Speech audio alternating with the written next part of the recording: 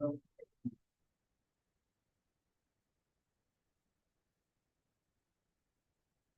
I request the chairperson to please introduce Prashant Gupta to our audience.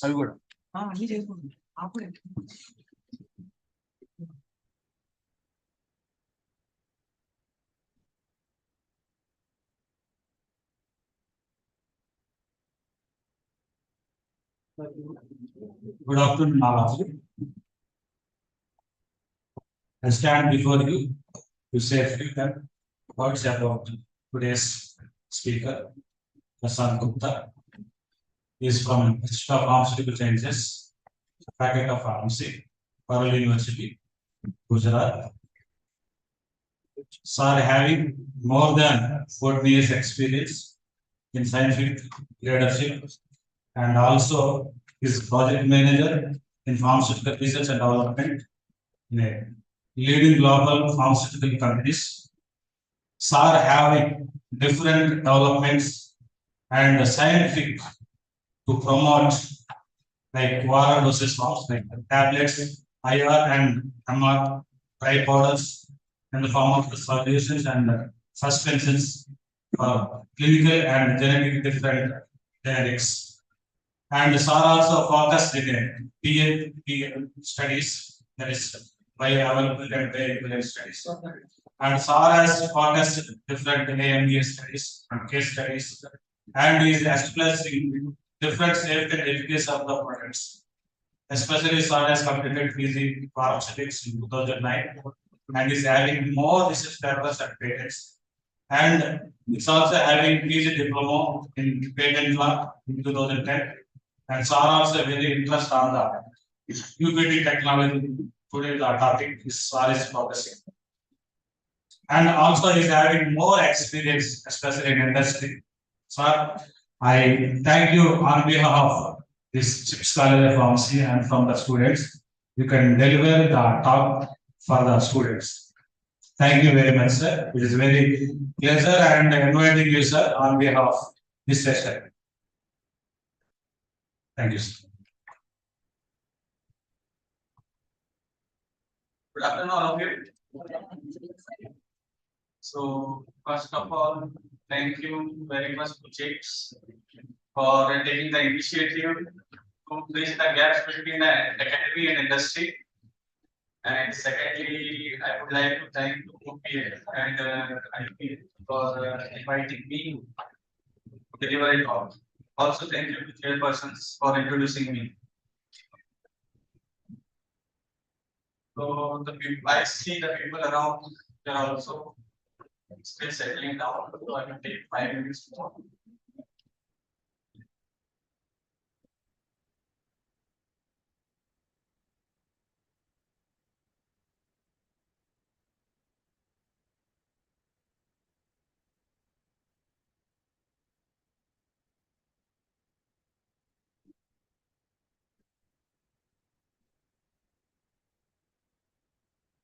Okay.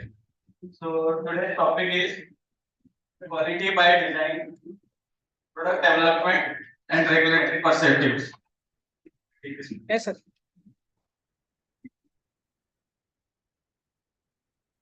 Yes. So the content what I am covering in the today's slide is industrial operations and career perspectives, practical approaches for product development from QbD, case study of one of the penicillin emulsion formulation development, workshop X kind of training along with all of you, and the question and answers. So the prime takeaway would be how industry operates, what are the different departments, function and responsibilities, what are the minimum qualifications required for getting into the department of your interest, what are the QbD elements and their importance, how QbD element contributes in better understanding of product development, what are the regulatory agencies' expectation for developing a quality product, what are the different regulatory pathway to file the product in US and Europe market. This doesn't talk about any QbD, but I kept it just for the basic understanding. The part third and fourth would be example for derivation of design, execution, control strategy. and practical approach for linking CPP, CMA, and along with CQ. So the most important thing what I need from you people is to interact with me, because I have been traveling from long. I wake up today morning from the 4, and today I am reaching by home in the night, midnight 12. So more you interact with me, it will be helpful for you. If you will not interact with me, it will be discouraging for me. Please, it's highly encouraged to talk, to discuss, and to interact. Moreover, you talk, it will be helpful to you only. I am going to home today. It will be nothing happening to me. Please. I take up the question in between itself. I will not wait for the last Q&A session. Moreover, you will understand the things in between. Please repeatedly ask the question. Whether it is relevant or not relevant, we have a lot of time today. Please, this session is not going for me as a speaker. We have to discuss, we have to talk. This is the slide I have prepared mainly to make all the pupils. First of all, tell me how many pupils here are from the graduation. Please raise the hand. From the degree.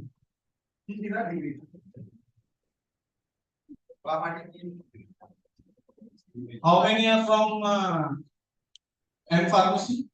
Masters? Please. Yes, sir.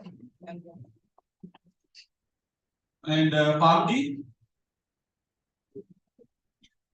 Major pupils are from PharmD. How many are research scholars? Okay. The reason why I asked this question to make my content more feasible to you, like say for research scholar, I will speak less, and for PharmD and for PG, I speak more. So this is the roadmap how industry operates. We start from the. I'm clearing one thing. 99.9% of Indian industries are operating on the generic model. None of the companies doing the drug research, drug modeling in silico modeling. I know many of the people are not familiar about this term. I am taking a ground that many of you people are knowing about the generics. Is it okay? Generics are known to all of you? Yes. So in India, 99.9% industries are operating on generic model. There are few industries who are doing the differentiated generics. Please keep a note on your in a notebook. Write the differentiated generics. Go home today or tomorrow. Search in the Google what is differentiated generics. There are certain clause that found that makes the generic differentiated. Many few companies are doing this. So this model is covering generic as well as differentiated generic model. Operation starts from the market research and end at the market delivery. And from the market research, there are unmet need identified. Unmet need means that where the differentiated generics comes into the picture. For example, there is certain toxicity when we are taking from the GIT. So the differentiated generics comes into the picture. We let us not make it generic, make the thing that is not getting first pass from the liver directly to the bloodstream. That makes it differentiated. But still it remains generic because the drug molecule is the same. Toxicity is efficacy is the same.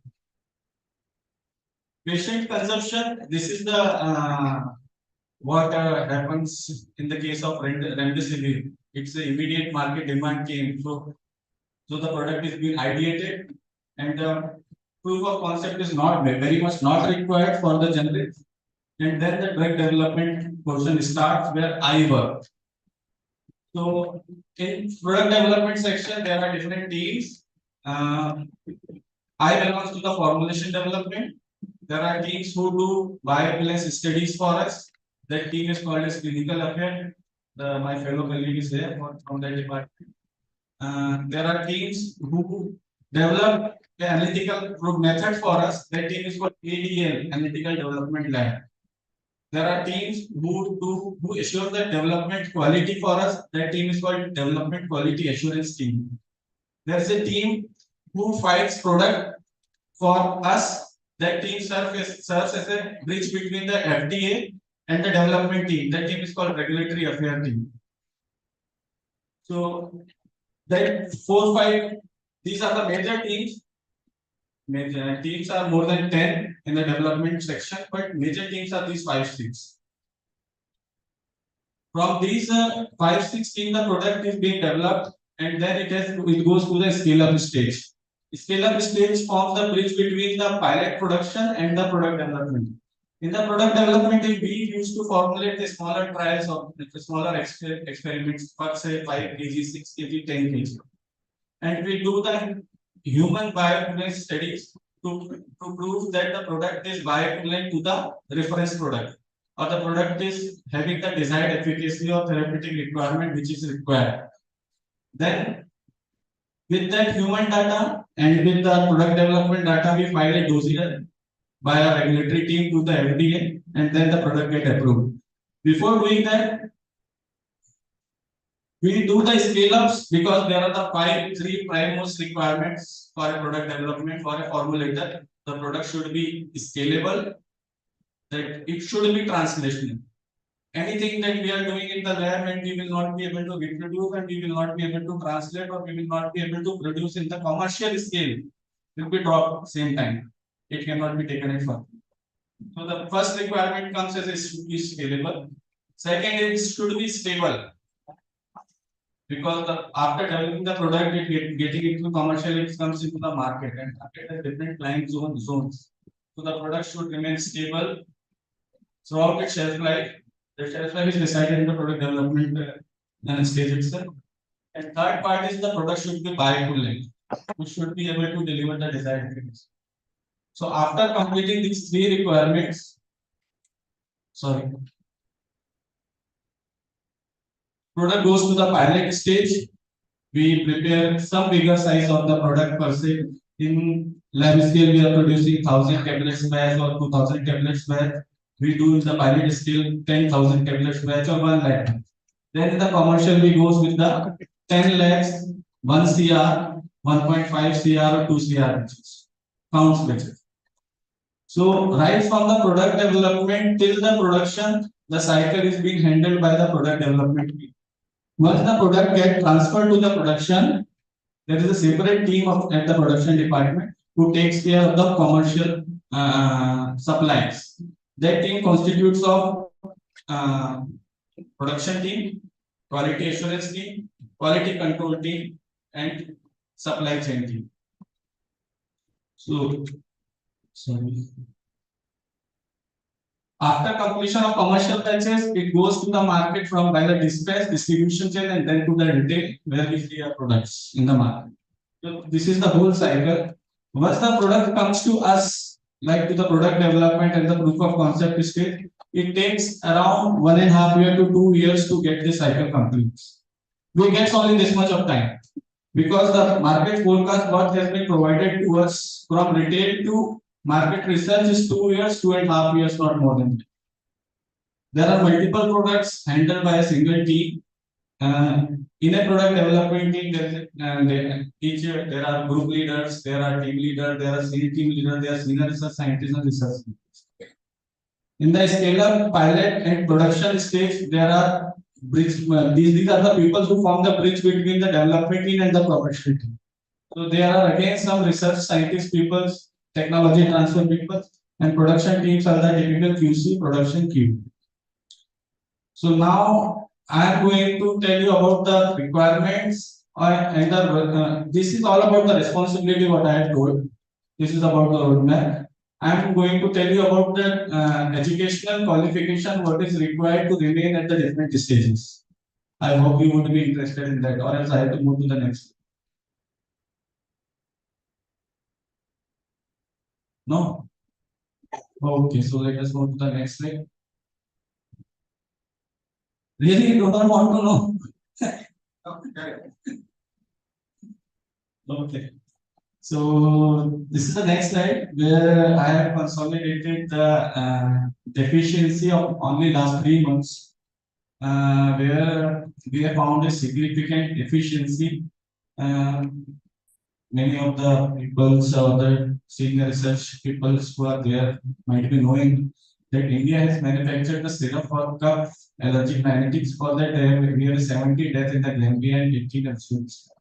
This is an Indian Express News of 14th October. Another cutting is CNBC News, 11th August. Again, the same syrup, similar, different batch number with a 65 child death. And then most recent one in the 6th September, the Hindu, where a major pharmaceutical giant, I am not going to take its name, has marketed adulterated antacid in the market. So CDSO has asked for the recalls.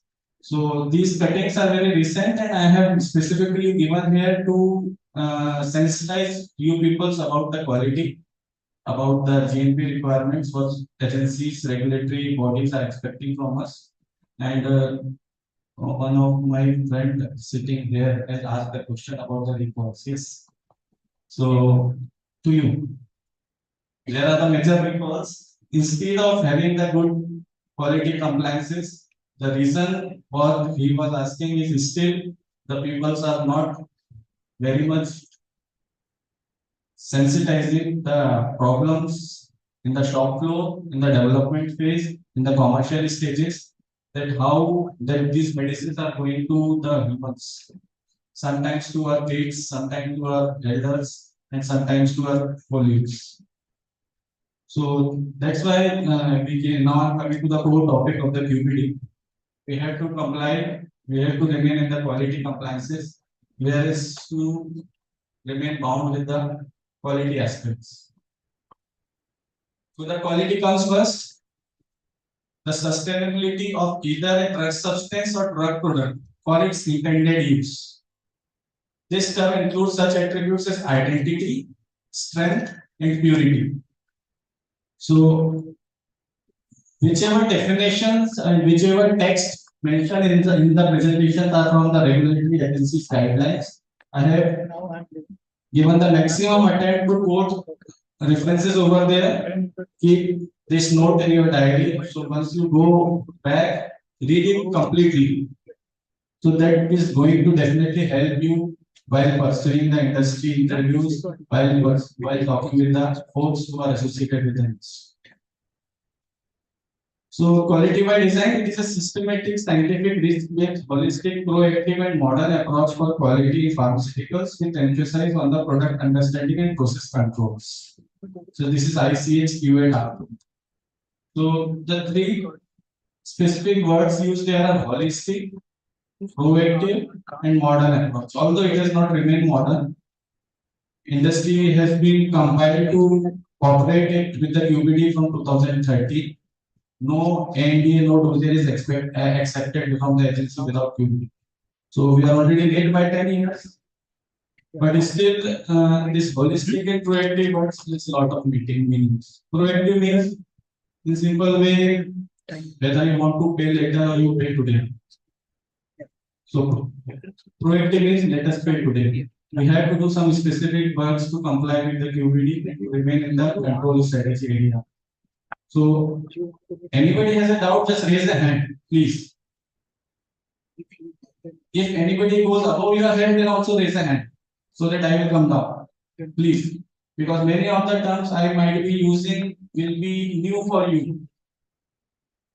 I am regularly using it in my workplace, so I may think sometimes it is not to you. Please.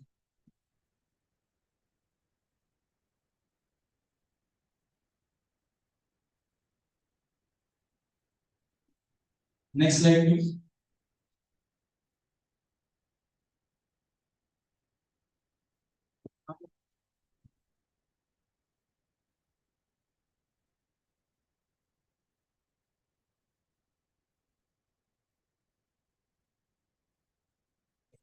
So this is from where this QbD concept came by Joseph M. Juron, in 20th century management consultant. He is a responsible for Japanese industrial rice.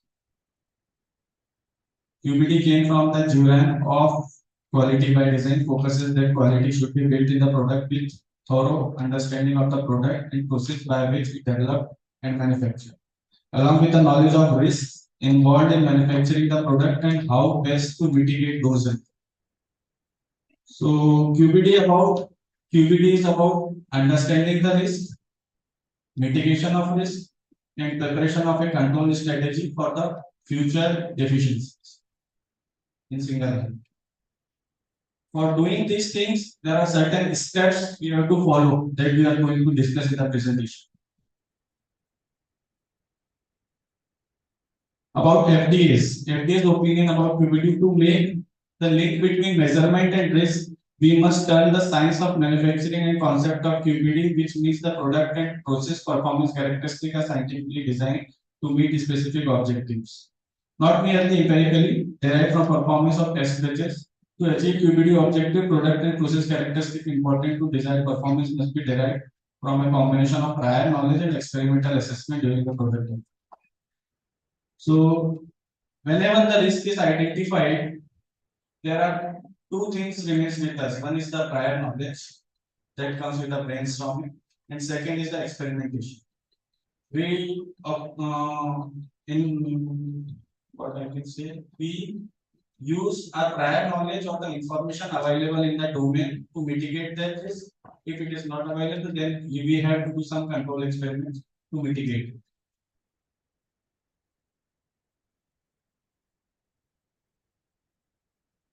Farmers continue to move from a compliance mindset to QbD. FDA must understand that one size does not fit for all regulatory processes, and quality by design will only be facilitated by increased flexibility. This is again from a reported in the workshop of QbD. So this is the what regulatory expectation at this moment with the product development. There is a agency called International Conference of Harmonization. Many of you people might be aware about it. Is ICH. It talks about four concepts: QSEN, quality, safety, efficacy, and multidisciplinary. In the quality aspects, there are 10 guidelines. Out of them, Q8, Q9, and Q10. Majorly, agency has published to make the product developed as per QbD. So the harmonized inception is 1990, and different agencies like FDA, US FDA, Europe, MHRA, these are the different agencies for different countries. To make them harmonize, this ICH is followed. Harmonization of technical regulatory of pharmaceuticals for human use and bringing together the regulatory authority and pharmaceutical industry to discuss scientific and technical aspects of pharmacy. So when you open Q8, Q9, and Q10, you get majority of the things what we are discussing now, and what you have to answer in the future, and what you have to do in the future when you remain in the industry or when you remain in the development cycle phase. Still, in 2009, 2010, this QbD concept is compiled to by the agency to the regulatory to the pharmaceutical companies to make the product develop using this concept. But in 2013, it has been mandated that you have to follow this concept, you have to go through the same cycle, same routes, what we are going to discuss in it, to make your product approved. Then only we will allow your product to be. So for that, in 2011 and 2012, two templates have been published by FDA. These are the name of those templates. Quality by design for NDS, an example of modified range dosage form. In this, we have anybody known about these two templates?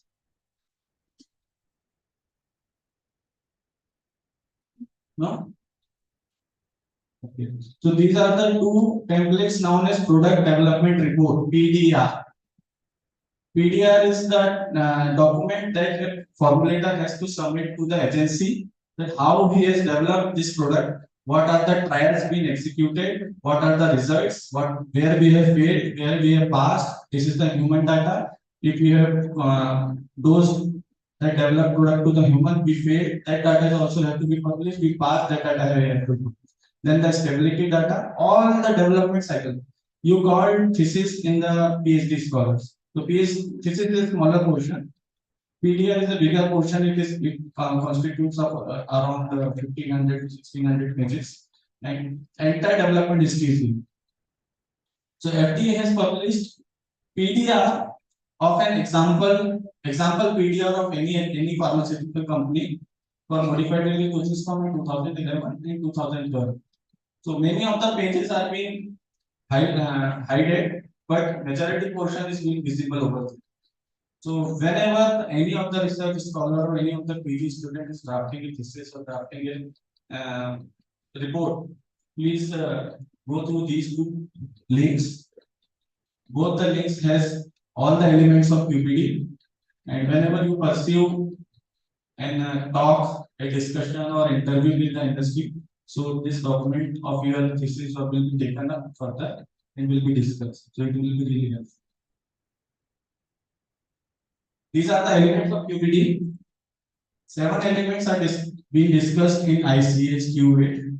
So Q, quality targeted product profile, critical quality attributes, product and process development, risk assessment, design space, control strategy, and life cycle. The flow starts from the top to the bottom 7. 7 is now you memorize that roadmap what I have shown you.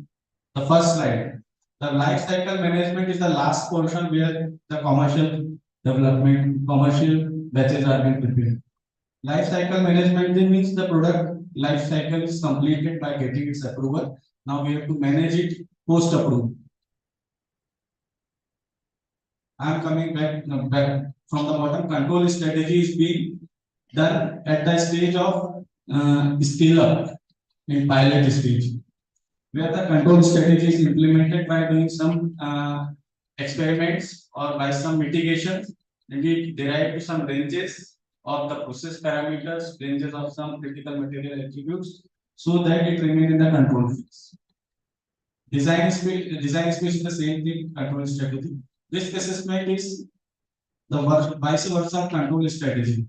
Like risk is identified, where 1, 2, 3 things are giving risk to my product, to the quality. And again, as I said, we have to do brainstorming or some experiments, and then the risk is mitigated.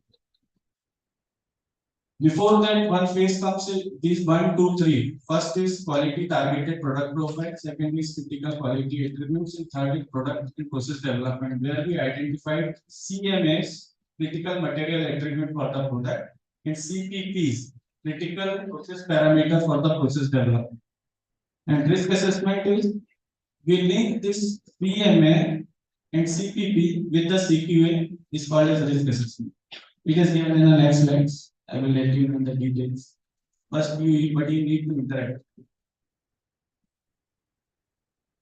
Yesterday in the session, I believe Dr. Nitin and Sharad were there. In the panel discussion, Dr. Sharad was also there. He was my ex-colleague. They have given you brief about these elements. Right? So you have a basic understanding. What is QbD? What is CQB?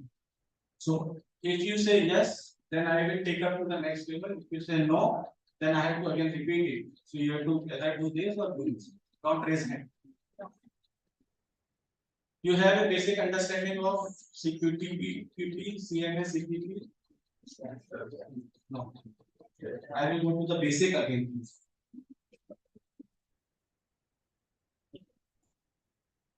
See on slide number 12, as I said at the time of takeaway slide, that this last line is not related to QbD, but still I have kept it so as to make you all the people aware about what the US FDA and what is European agencies are taking it forward. We prepare the PDR, product development report, in the roadmap here somewhere. After preparing the PDR, there are certain documents collected from the ADL team as well, from the different vendors team, and that those documents are prepared in the form of application to get an approval. So if it is a generic application, then it is known as ANDA and submitted to USFDA. If it is not a generic application, it is a something new NC, drug design, then it is submitted as an NDA, new drug development. And if it is a hybrid, As I said, the differentiated formulation, differentiated generics means the salt molecule is same. You have to do some partial study. Then it is submitted as a 505(b)(2) hybrid NDA. So generic applications are again four types: para 1, 2, 3, and 4. Para 1 is when there is no patent. It is an old molecule, 1963-64 molecule. There is no patent. If they are developing and filing a product, then it is a para 1 505J ND. When the concerned patent is expired, then it is para 2 505J ND, and just we need to file it, and we will launch after expiry of patent like 2026 or 2030. Then it's called as a para 3, and para 4 is we are non-infringing the patent. We are boycotting its claims. We are developing a new claims like his claim use of PVP K30 or sodium starch glycolate. We are not using it and still formulating biochemical. Similarly, in the Europe, it is Article 8.3 for NDA and Article 10 for the generics. Article 10.1 for the pure generic, 10B is for combination, 10.3 is for hybrid application, and 10.4 for biotechnological product like vaccines. So I am skipping this slide. This is about the exclusivity, a bit more towards the commercial part. I am giving here a case study where we will see how the CMA, CBP, QbD have been identified and how it has been mitigated. So the case is the development and optimization of a topical formulation for improved treatment of herpes virus. HSV1 and HSV2 infection is known to us, and an estimated 3.7 million people under age of 50 has HSV1, 491 million people worldwide has HSV2. At present, there is no licensed vaccine, no antiviral treatment are effective in reducing symptoms. So, no antiviral agent currently available to eradicate HSV. So, considering the prevalence, treatment available are very limited. So, drug is selected as a penicillin. There are only two drugs approved for treatment of HSV, penicillin and aciclovir. Both the drugs are available in the form of cream. So we have made an attempt to do the proof of concept study and prepare the emulsion for the penicillin drug. Okay. It's a combination of emulsion and gel. And first, oil and water emulsion is prepared for delivery of drug for better penetration. Then emulsion will be incorporated in the gel for application. So this will be a bit more, but more helpful for the research scholars who are doing their thesis part. So we are discussing about QTPP. The QTPP means the targets that we were deciding before inception of the projects. That what we are targeting and what are the final endpoints. So the dosage form what we are targeting is topical gel. The justification is begin on all this pharmaceutical equivalence required same doses. Dosage design. This is the typical format that is expected from the FDA. It should have first part parameter, second are the targets, and third is justification. Again, these portions are divided in the four sub part. One is physical, chemical, biological, and packing component. So we have written here in the mixture form. I'm not going to much detail about the targets and the justification. The whole idea was to tell you about the aspects how QTPP is designed. For the biological aspect, ex vivo drug release is given there, and then the target is superior than market reference product, and justification ensure better penetration. And for packing, and aluminum collapsibility. Now the CQA are the specification parts that will ensure the quality of our product. If it fails, then our product will not be taken further. For example, the droplet size and readability you can consider as a specification of product. or user required manual. When you buy a car, there is certain specifications are there. That it's at a certain torque, it's a certain horsepower. So that specification part is CQ for our formulation products. The droplet size, organoleptic properties like physical appearance, color, spreadability, pH values, viscosity, drug content, in vitro drug release, ex vivo, drug permission, etc. Now there are more experimental sections like how we derive to the sugar ternary plots, and we derive to the concentration at which we have to use our techniques and mineral oil. So there have been control experiments done on the different specific ratios, and this plot is being prepared by software chemist version 10.0. And you got this portion, the green portion where we have maximum probability. And the concentration used are T20 laboratory in the 1:200 ratio and mineral. We have kept it above this because we are formulating oil and water oil and water suspension emulsion. So the water should be more than 50%. So we kept it above.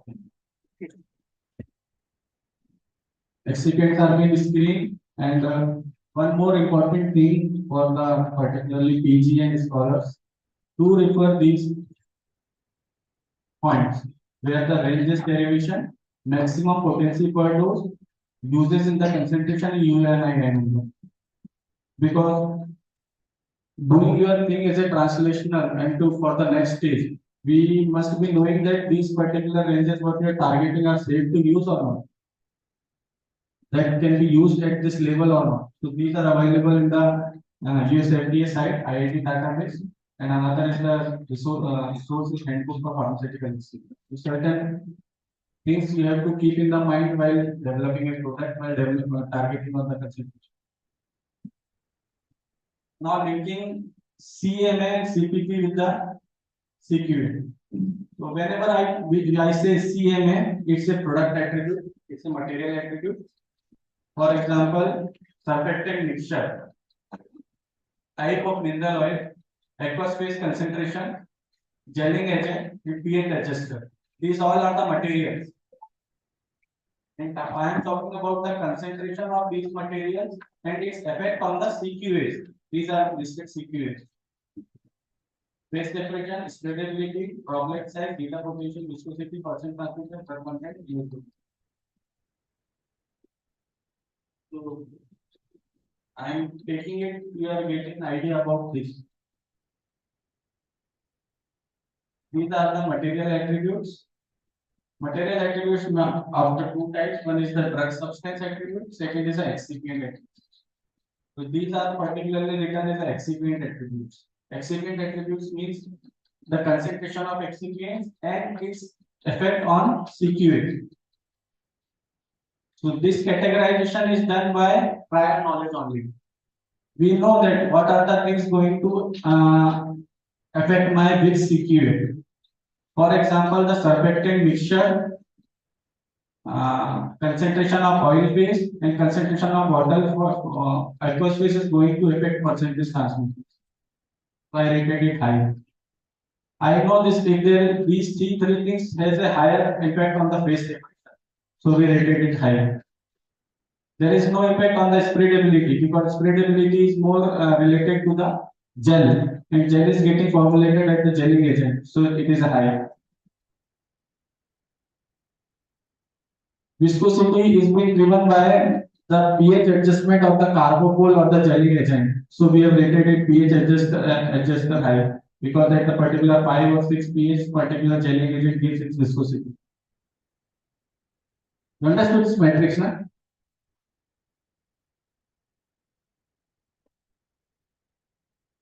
So repeat it.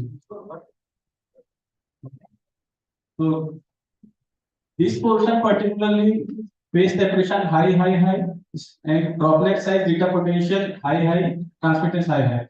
So this particular section is taken further in this presentation for mitigation. Again, I say this is an initial risk assessment linking CMA to CQA. We will also link CPP, critical process parameters, to CQA in the next slide. So before going to the next slide, I am clearing this again and again. We will not come back to this. We are going to mitigate CMA concentration levels because they have a high effect on the CQAs. To do the mitigation, we will do some experiments. After doing these experiments, we get some space that by these experiments, these concentration ranges are okay. So those concentration ranges, okay concentration ranges will become our controlled ranges and gives us a control space, design space. Then we will again do the risk assessment and we rate it low, low, low. Why? Because we already get that control spaces. That would call as a final risk assessment.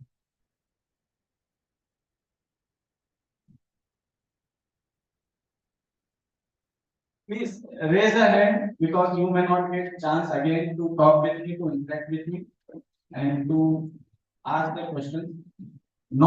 Please do not keep questions to the last session. Talk it here, we will clear it, then we will go to next one. This is the linkages of CPP to CPA. Now, the critical process parameters are rate of addition of SMH to oil, rate of addition of drug into the oil phase, rate of addition water into oil phase, stirring speed, what would be the RPM, rate of addition polymer into water, and homogenizer speed mixing of gel in. Now I am linking this CPP to same CPA. What has been done before. Okay. So with the brainstorming sessions and with the prior experiments, we got that this portion is the high. So again, the control set of extracts will be run for these two parameters, these by taking these two as a factor and these as a response. So for this session, a design has been chosen as a high optimal mixer design, where S mix, oil phase, and water phase has been taken as a factor, and responses studies as a CQA, transmittance, droplet size, and zeta potential. Again, I repeat, S mix, oil phase, water phase as a factor, and responses are free. From here, S mix, oil phase, water, these are the high section. Response is a droplet size, zeta potential, and transmittance. So we got some controlled space, design space, and this we get the ranges of all these factors to get the result in between these target limits.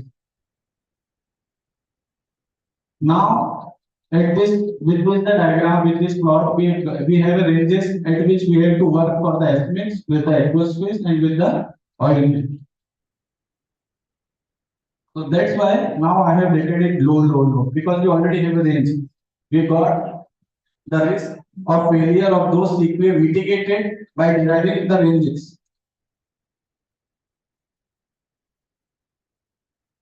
This is the one I noted here that was the initial, this is the final.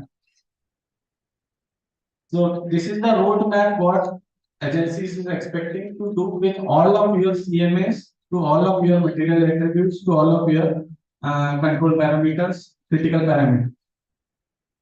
This is the one tool that I have been shown you. There are various other tools that are widely opted by the industry. One is FMEA, then fishbone diagram.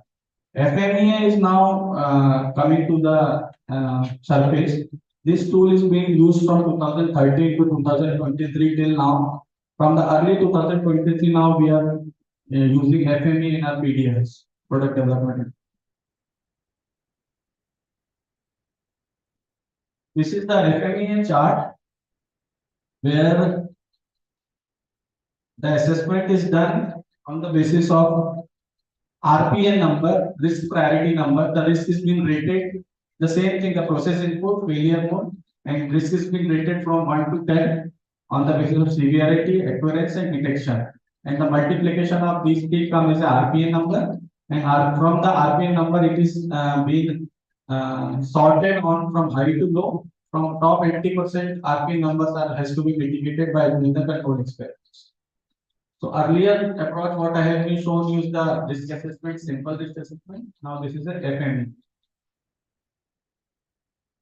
This is the just a response of those experiments. Gel is being formulated, we got good results with when enhancement factors have been increased by 1.49, 1.87. Now the challenges associated with the QbD are those who are not adopting it, insufficient understanding of process and its benefits, organizational resistance to change, denial of the need. They already anticipate this, the process is under control, but agencies are now directly giving refusal to receive. They are not receiving the AND application. They are not receiving taking up the PDR without complete application of QbD. So competing priorities, many of the companies has to go ahead for the Para 4 certifications, Para 4 filings to go ahead with the market competitors. So they are been skipping the trials, they are been moving ahead for the closure of their PDRs and the documents. And lack of resource and expertise. As the saying goes, you either pay now or pay later. I have said before. QbD needs a in the development phase, it still needs a dedication, discipline, and sustained commitment. It takes certain levels of control trials, their results, their execution, their documentation. That needs some time and some expertise to complete it. So that was the session. I was keeping two more for the training session, but I will keep it more simple now. Again, there are total 40 slides. So from slide number 30 to 39, there are certain templates that are being required to be filled when we draft a PDR. So I am just going ahead with the one by one template. We have already completed the exercise, how PDPP is being done, how CMS is done, how CPP is done, and how they are correlated. So I need you people to interact and talk about now the templates. I'm taking up a project here, a simple project like ketorolac immediate release tablet is available in the market. It is very well known as painkiller. So ketorolac molecule has a Tmax of around 45 to 50 minutes. If we need to develop a product with the Tmax of say 50 minutes or 20 minutes, then it will be for the regulatory agency, it will be considered as a generic filing, not super generic filing, differentiated generic filing. And I anticipate you may not be remembering the route. It will be 505B2 route of NTA for US and Article 10(1) for Europe. So here we are taking up just a simple project, tablet project. So you all are known about its process and the target. Now next slide would be the defining the targets, identifying the CMA, CPP, and then linkages. So QTPP, as I said in the previous slides, is a prospective summary of quality characteristics of the drug product that ideally will be achieved to ensure the desired quality, taking into account safety and efficacy of the drug. So these are the four components of QTPP: physical, chemical, biological, and tech. Targets. I was anticipating somebody can say the targets, then we are not drafting it now, but at least 4 or 5 would be okay. And then the justification. So anybody from the audience would talk about the physical targets, what a person should keep when developing a ketorolac, immediate release, rapid onset tablets for physical.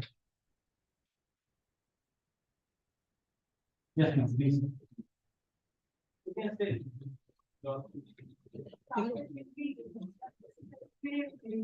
Yes, so it should be immediate release. Very good. The first part would be immediate release because we are competing with the formulation that can immediate release on. So the release would be immediate. How immediate? That we have to talk in the chemical section. That can be done. That can be checked by in vitro release, or if we want to check in vivo, then it will be targeted in the biological section by PK parameters. Okay. So the immediate release is a physical target. Justification is because the marketed formulation is immediate release. Chemical would be in vitro resolution data, like market formulation is giving release of 90% 15 minutes, so we should be 90% in 10 minutes or 5 minutes.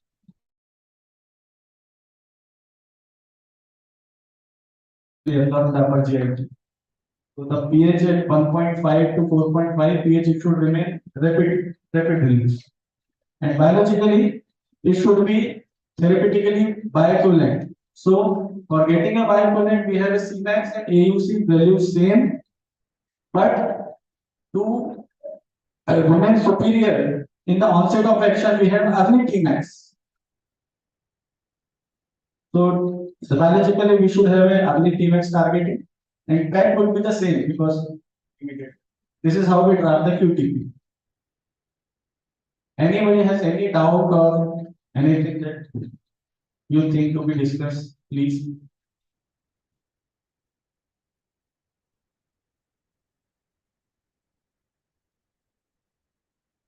Okay.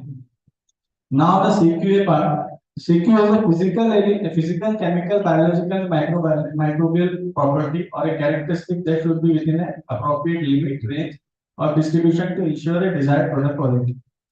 So CQA, as I said before in the previous slides, is a specification part that decides my product's performance in the development phase as well as in the commercial phase or the late phase.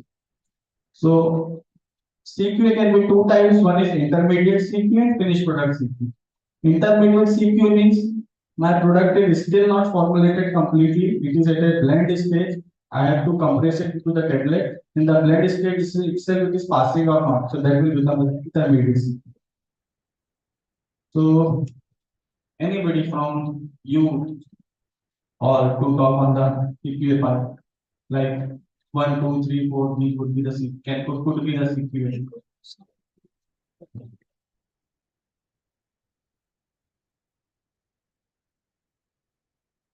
No? So CQA would be the description of the tablet or its purity. The 100% assay is always required. This assay resolution we already discussed in QTPP, and microbiological attribute the USP factor 50. Water by K, disintegration time. These all are the CQA. Then CMS, the material characteristic and dose levels has an impact on critical quality attribute and therefore should be monitored or controlled to ensure the process produces desired quality. So CMA, as I said, would be two: drug substance and critical material concentration levels. So when we say the drug substance CMA, the major part comes as a drug substance particle size there, because we know that if the we reduces the particle size, its dissolution will increase, and there are the chances that its onset will increase. So for us, the CQA for the drug substance will be the particle size. Other critical material concentration levels, if any of one can give me one or two.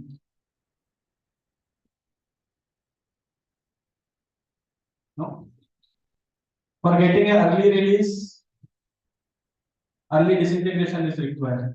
For early disintegration, the disintegrate level is required. So the disintegrate level concentration would be 1 CQA. Second is for early disintegration, the porous granules are required. So for porous granules, less binder is required. So for less binder level concentration will become CMA. So I am just putting a rough examples by anticipating many of you are understanding. Then the next part is process parameters whose variability has an impact on the critical quality attributes and therefore should be monitored or controlled to ensure the process produces the desired quality. So there are two process parameters, one is scale dependent and one is non-scale dependent. So if we are opting the granulation, big granulation, dry granulation, then certain process parameters are there. Those ranges has to be defined. Those ranges assessment has to be done against the CQA. If those ranges is to be derived, then we have to do certain control experiments to mitigate by getting those control ranges. This is the risk assessment chart. The CQ what we have discussed are written here, and CM and CQ are written, and the assessment is done. This is the derivation of design space. What in the case study I have shown in the form of triangle, the yellow region of the design space. So we know this knowledge space. This is a hypothetical circle where we have a design space, a knowledge space. Knowledge space is the space where the machine or my product can be operated.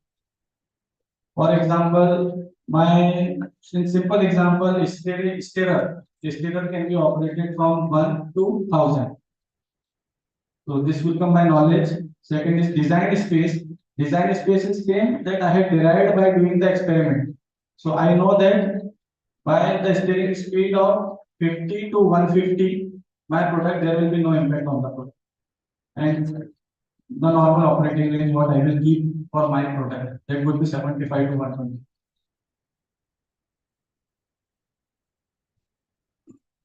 Then on the basis of that 75 to 125 what I have been derived, I will do the final assessment. I will rate it all the lows or medium. Medium means the control is established, ranges are established, and low means even with the relaxed medium there is no impact in identity. So I will rate it directly. Again, the lower one chart is prepared after this final risk assessment where we have rated high to medium or high to low. So that rationale is being given in. What rationale I have been just told you that we have done 75 to 125 because of this. So this is to be rated given in the water. So this is the control strategy plan set of control derived from the current product and process understanding. Product quality. The control strategy can include but not limited to controls of input material attributes like API particle size, control of unit operation does an impact on downstream processing of product quality, that is lubrication time, roller pressure, etc. Product specifications, deadline hardness and density. In process of real-time testing in view of end product testing such as measurement and control of CPU, that is resolution. This last part comes as an intermediate CPU. So this is all about my understanding my thought process. Thank you so much for listening me patiently. Okay. And still I lot of questions from your side. I have an appetite. In the morning itself, I came to Dr. Vikram with a huge appetite that I need lot of many questions, but still I get only one or two or three. Please, floor is open for you. Talk the questions, talk to me, interact with me. That will be beneficial for you. Please. You may have any questions, then please. I will be happy to answer.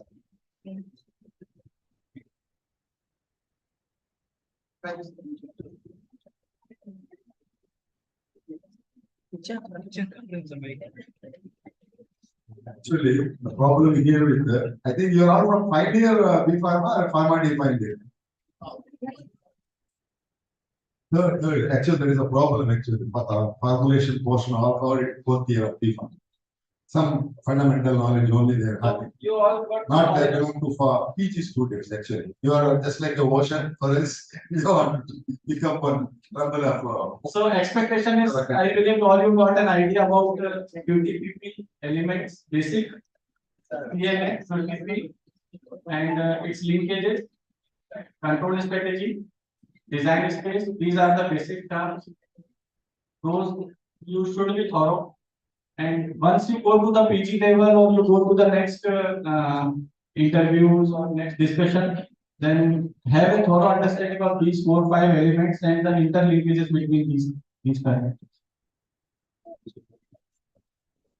Thank you, sir.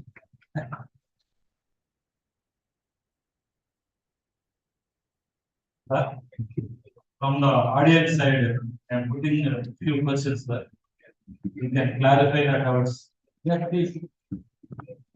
Sir, what are the approaches in general for getting a quality of the drug in industry by design? What are the approaches you are following? for getting up any quality. Quality means in general, you know, defects, zero defects. What are the practices are we are following? It has to be zero. Then only we are called as a good quality of the product. It is having 10%, 20%, not a good quality. So such type of quality getting. So what are the approaches you are following? Just to tell the students. These approaches generally comes at the stage of life cycle management. Because when we are developing a product and we are filing to the agency, nobody talks about the defects, nobody talks about the yield, how much you are getting. At this stage, industry needs the approval to get it commercialized. Once we get approval, the product goes to the commercial stage, to the last stage, what I have quoted in the slide. There, the commercial production team has a department called continuous improvement department. So those continuous improvement department people, so in some industry it is called as a process excellence, in some industry it is called as a continuous improvement. So they are being trained for the Six Sigma approaches, or specific answer to your question. Six Sigma approaches, 5S approaches. So these approaches are being lined for each product those got approved. And the trend analysis are being performed by for the multiple batches to get the zero effect in the next 10, next 20, next 30. The product are being screened by the management because current agency's expectation is the zero defect. With the Six Sigma, 5 Sigma, 4 Sigma approaches are there in the industries. And FDA, the US, particularly US, is very much interested in Six Sigma only. That is 0.0033% defect. With these approaches, the industries are currently One more question, sir. Any software tools for getting this software tools are using for optimizing the parameters? Statis is the best one. Design expert software is a free tool available for 60 days trial version. For Statis, do not get confused with any other software. Statis is the best one. Design currently 9.2 or 9.36 version would be there. I don't know. Other softwares called Minitab and JMP are for the interpretation, not for the designing of experiment. The best tool to use is the Statis only. It is a free version available for the system. Emergency, sir. Yes. So, yes. So any statistical methods are used for quality design. Statistical methods. This is very important. For statistical methods, there are softwares like Minitab and JMP. These two softwares are being used to derive the interpret the data. For interpretation, they are being used. For approaches to design and experiment is the design expert software.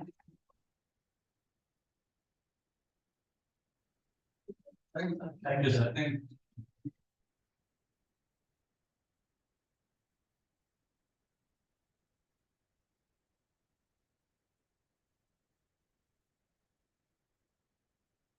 I am so happy to thank Prasad Gupta sir today at the delivery topic quality by design, development and regulatory and case study. Sir, you have explained to our audience, especially the faculty and students and different university colleges. We have focused on the root map, sir, how to focus the design of particular systems, industry and operations, like scale-up techniques, product development and plant and productions. And also you focus the market strategies, market research and market delivery and how to the patients, especially important. And also you have focused especially the safety of the medicines very important because nowadays the bioavailability and bioinfluence studies are very important. And the how to focus and standards. So these aspects are very important because nowadays the regulatory agencies are very strong. If you are not good standard and good quality, we cannot come up and we cannot go for the market. So in this aspect, as explain the designs, how to go for it, and Q6 or Q8 or Q10. These are very important.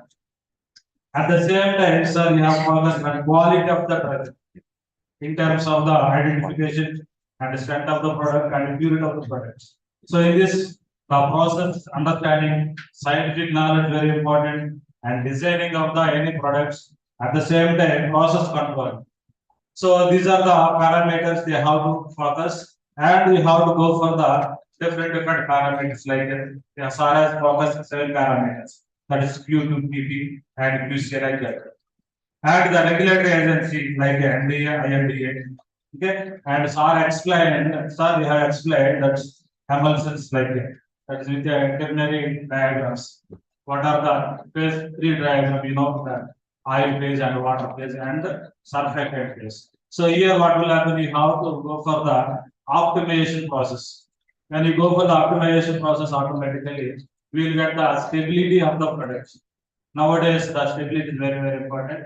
Otherwise, we cannot stand with what the market. So 1, 2 or 3 days, we can make the product in good stable manner. If you go for 1 month or 3 months or 6 months, automatically, especially the emulsions, we have different problems are there. The immiscibility, insolubility, and phase separation, and creaming, the cracking, and breaking of the emulsions. In this aspect, the optimization parameters. So we have explained, sir. At the same time, we have explained the targets, especially physical targets and chemical targets and biological targets. If you focus this particular targets, automatically you can go for good quality of the products. And finally, sir, I have explained that is the knowledge space and the design space and normal operating spaces. When you are focusing these all the phases, then we can. So on behalf of this platform, sir, I thank once again from the audience and from the coach person and state person.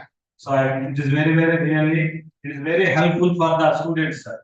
Now the topic is nowadays for B Farm and graduates, it is not okay, easy topic, sir. For PG students, it is very important, especially pre-formulation studies. So on this occasion, sir, I am very congratulations, sir, for a brief explanation and elaborated explanation. Thank you, sir. Thank you very much.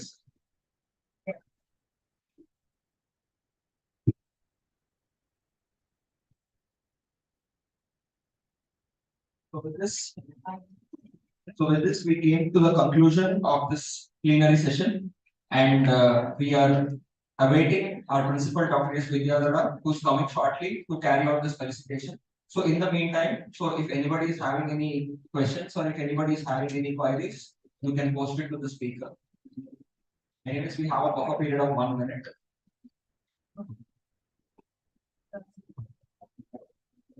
Anybody want to come up with anything?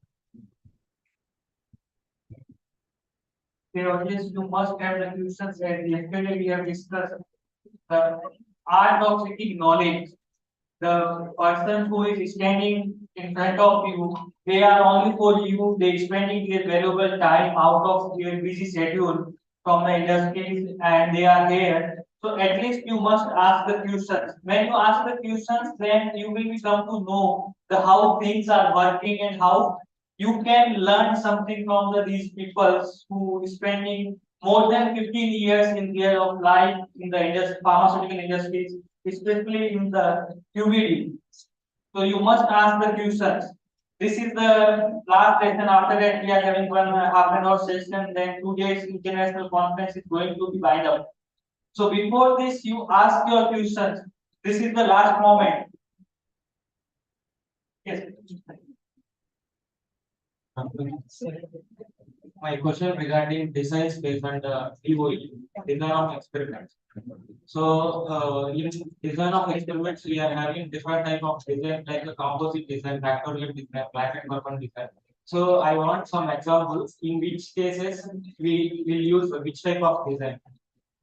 Your question is about screening of designs. Yes. So for screening of designs, you can go to the Statis website.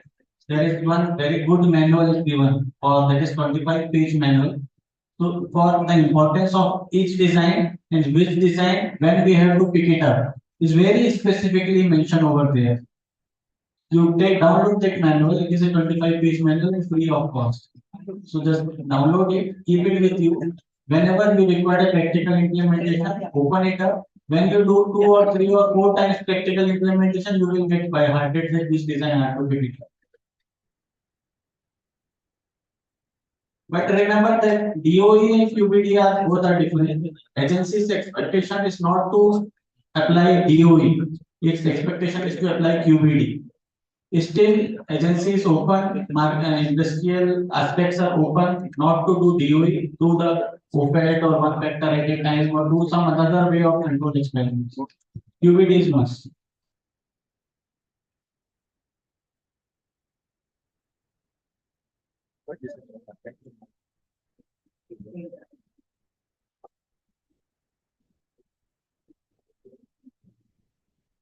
Anyone else? Please come forward.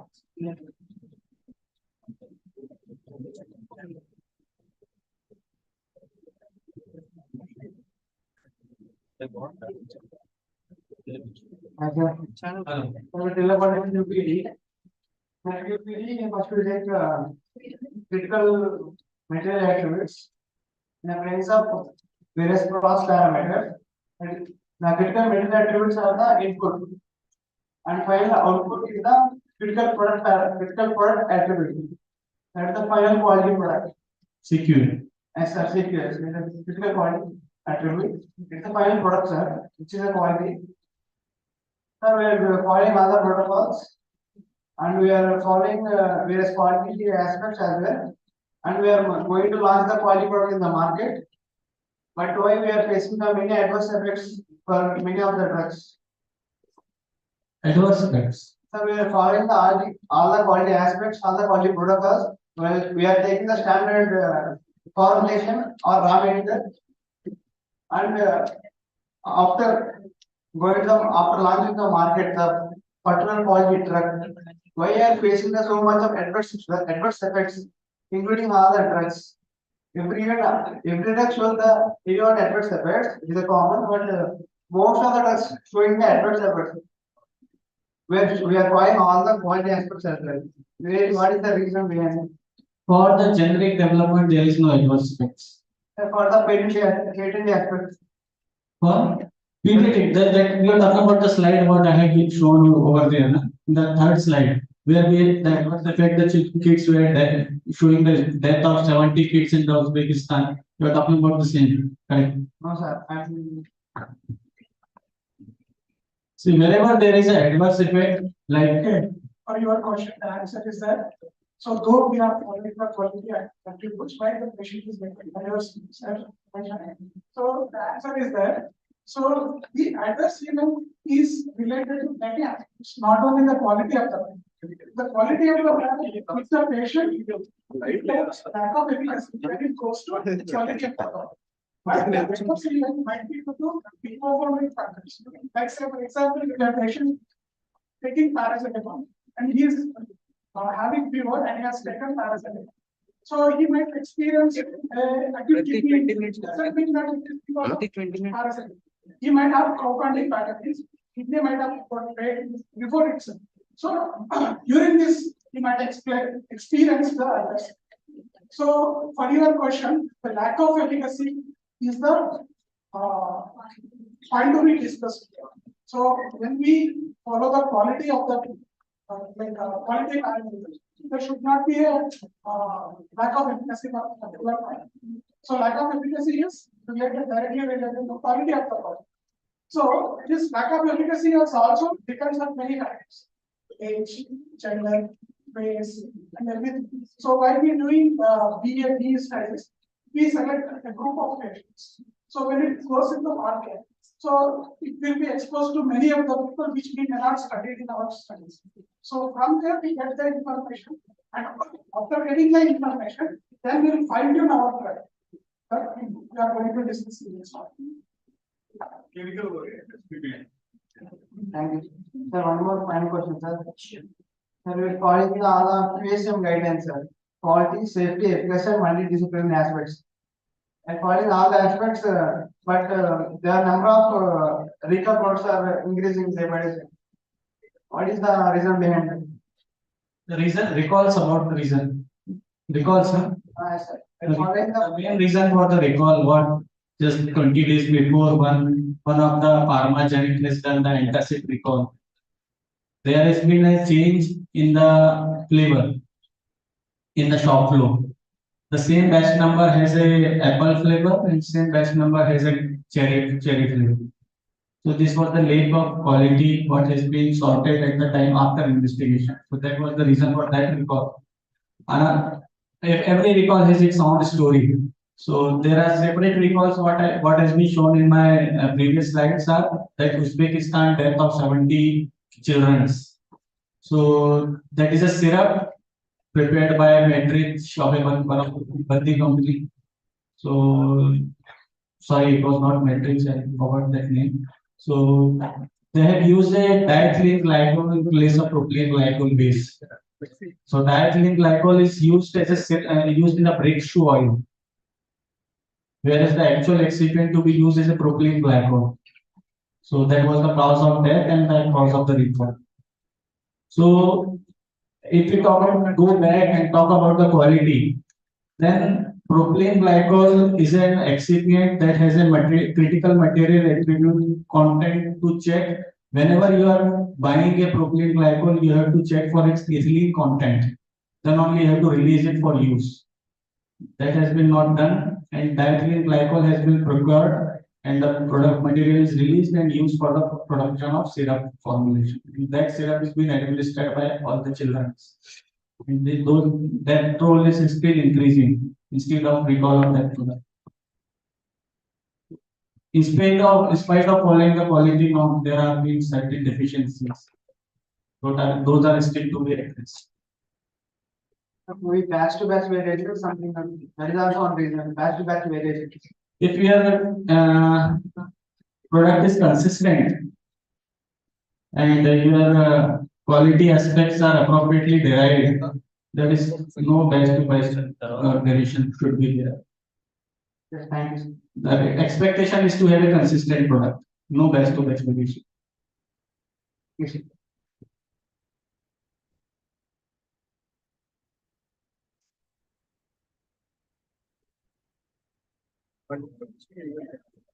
So with this, we came to the conclusion of this plenary session. We came to the conclusion of this plenary session. I request the chairperson and co-chairperson to please felicitate the speaker of this session.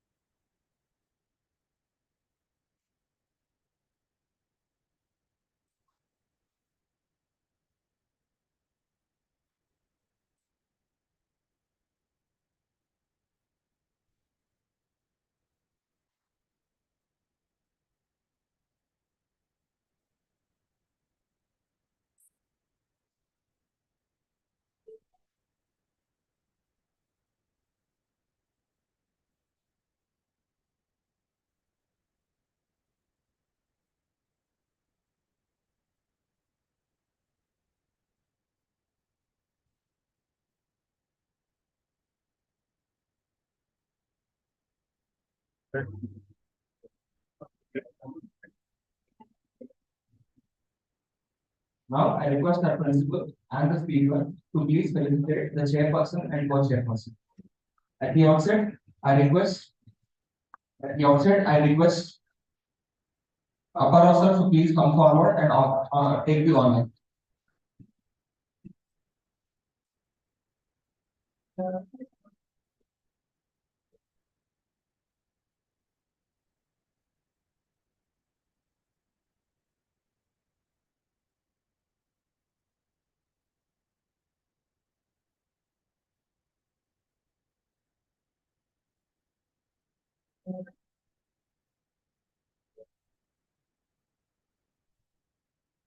Now, I request Anil sir to please come forward and take the honor.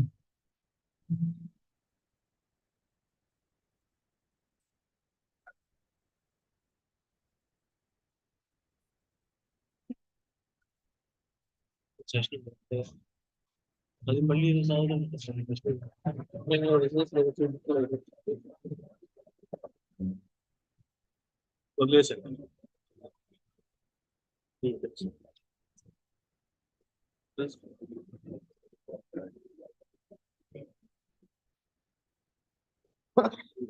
you.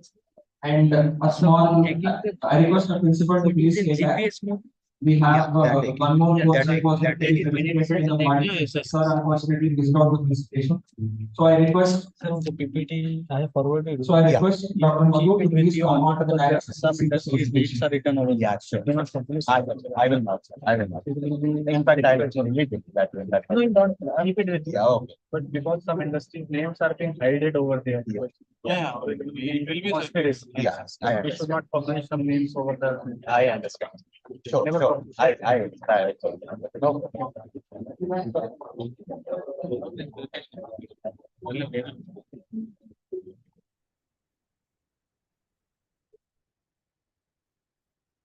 With this, we came to the end of the plenary session 2, and plenary session 3 will start within very short time, and that will be of Dr. Mallikarjun Dulam. So that will start in very few moments.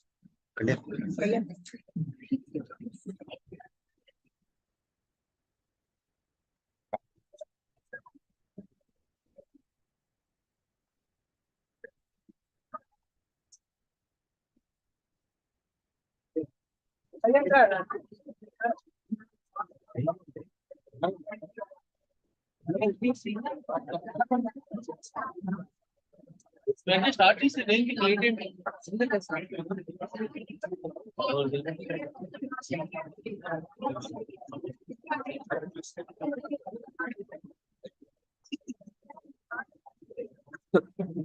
ready చేసుకొచ్చా then PPT delete immediately. So that PPT delete. Yeah. Because it is some confidential. Yeah. He told me.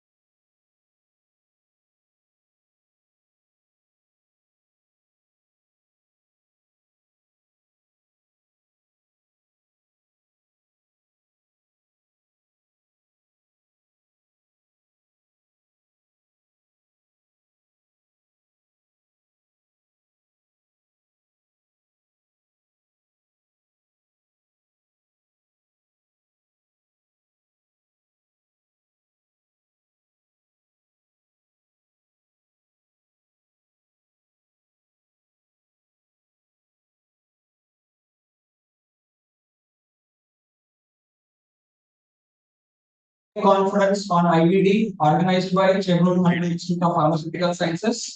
And now I invite on stage the chairperson and co-chairperson for this plenary session. At the outset, I call on stage the chairperson, Dr. G. Vijay Kumar, onto the dais.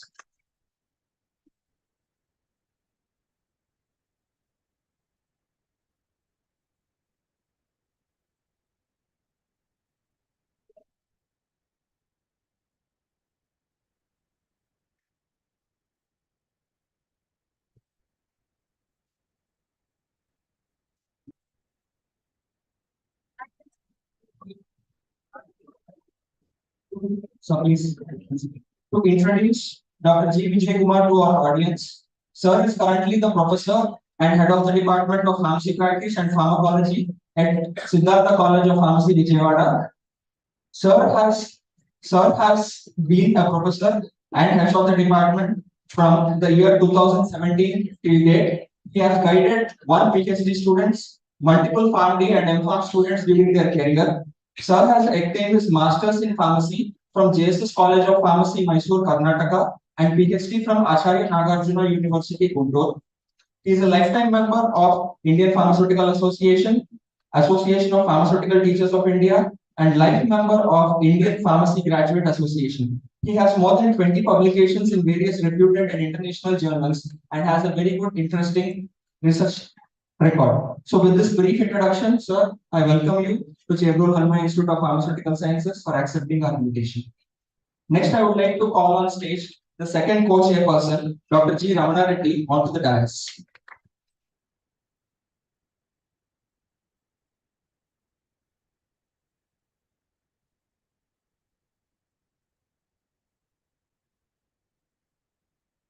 To introduce Sir to our audience, Sir is the head of the Department of Pharmaceutics and Biotechnology at KVSR Siddhartha College of Pharmacy, Vijayawada. He has a total experience of 26 years in teaching and 22 years of research experience.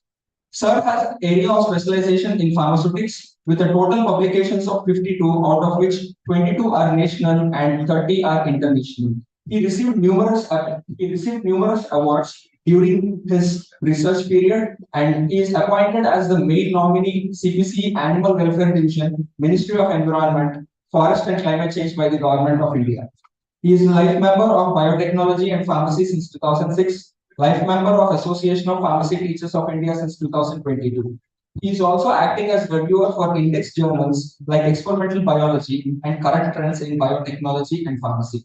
He received Bharat Siksha Ratan Award from Global Society of Health and Educational Growth in the year 2016. With this brief introductory note, sir, I welcome you on behalf of CHIPS for this conference and thank you for accepting our invitation.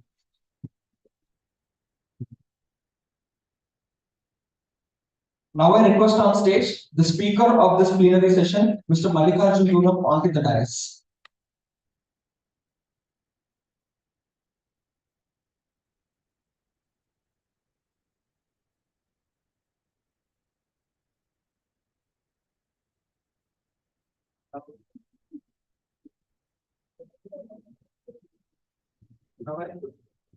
Now I request our chairperson, Dr. G. Vijay Kumar, to please introduce the speaker to the audience. Very good afternoon. It is my immense pleasure to introduce session speaker, Dr. Mallikarjun. He has completed his PG program in pharmacy from Usmania University. He has a rich experience in the area of pharmacovigilance and drug safety. He is an expert and consultant with 12 years in the field of pharmaceutical industry. Mr. Mallikarjun offers expertise in all areas of strategic pharmacovigilance, including individual case study reporting, aggregate reporting, RMP, and signal detection. He is an expert in preparing SOPs and work instructions.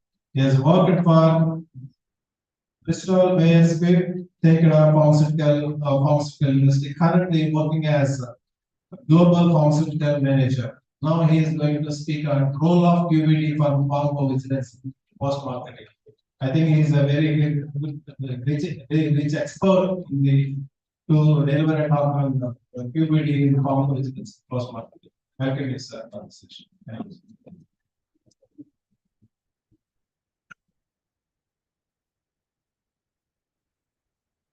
So,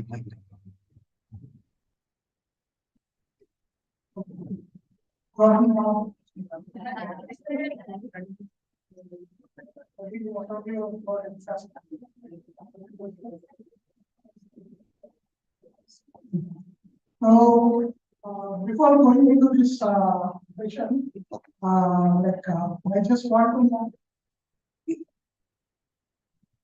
I just want to know how many of you know about pharmacovigilance.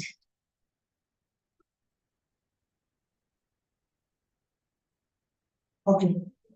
Let me put this question in different way. How many of you are interested in pharmacovigilance job after your graduation? Okay. So just I want to make a note that before going into the session, those who are interested to do pharmacovigilance job, take this as a training, because most of you planning to take training after your graduation, right? So that's waste of money. Listen to this carefully, then you can save your 10,000 or 50,000. Okay. So before me, Prashant has spoken about QbD parameters and what are the parameters involved in QbD. So he made my job easy. So he spoke about the drug development. So most of you know about now you learn about the drug development, but you don't know what happens to the drug once it is marketed. So now we look into it, what happens to the drug and what is our role as a pharmacist after it is being marketed. So here, this is role of QbD for pharmacovigilance in post-market. I don't take much of your time, but pay attention to it. You will learn. I can guarantee you that you can learn much things.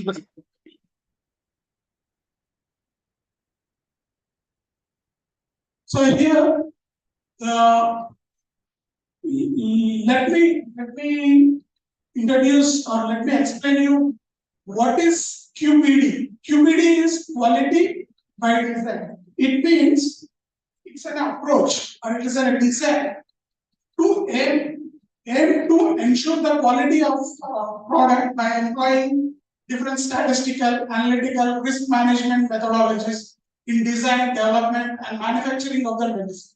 So while you designing the medicine, you will apply like statistical method, analytical methods, and risk management methods. So here, if you look into the objectives of the QbD, the first point here, to achieve meaningful product quality specification that are based on the clinical performance. Just now, one of the person asked why it is been like even after applying these many quality attributes, why patient is been experiencing adverse events. So here, the QbD is applied to get a meaningful quality. So in meaningful quality, you get when it is in vitro.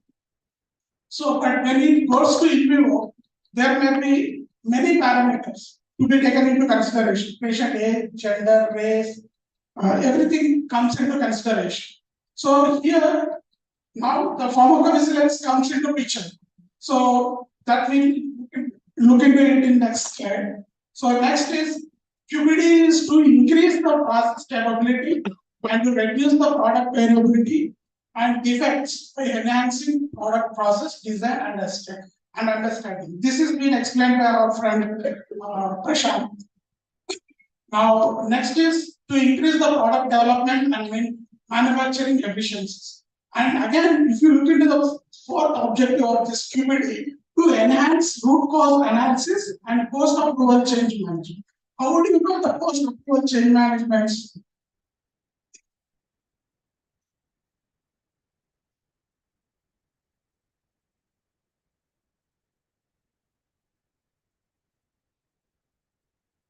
How would you know the post-approval change management?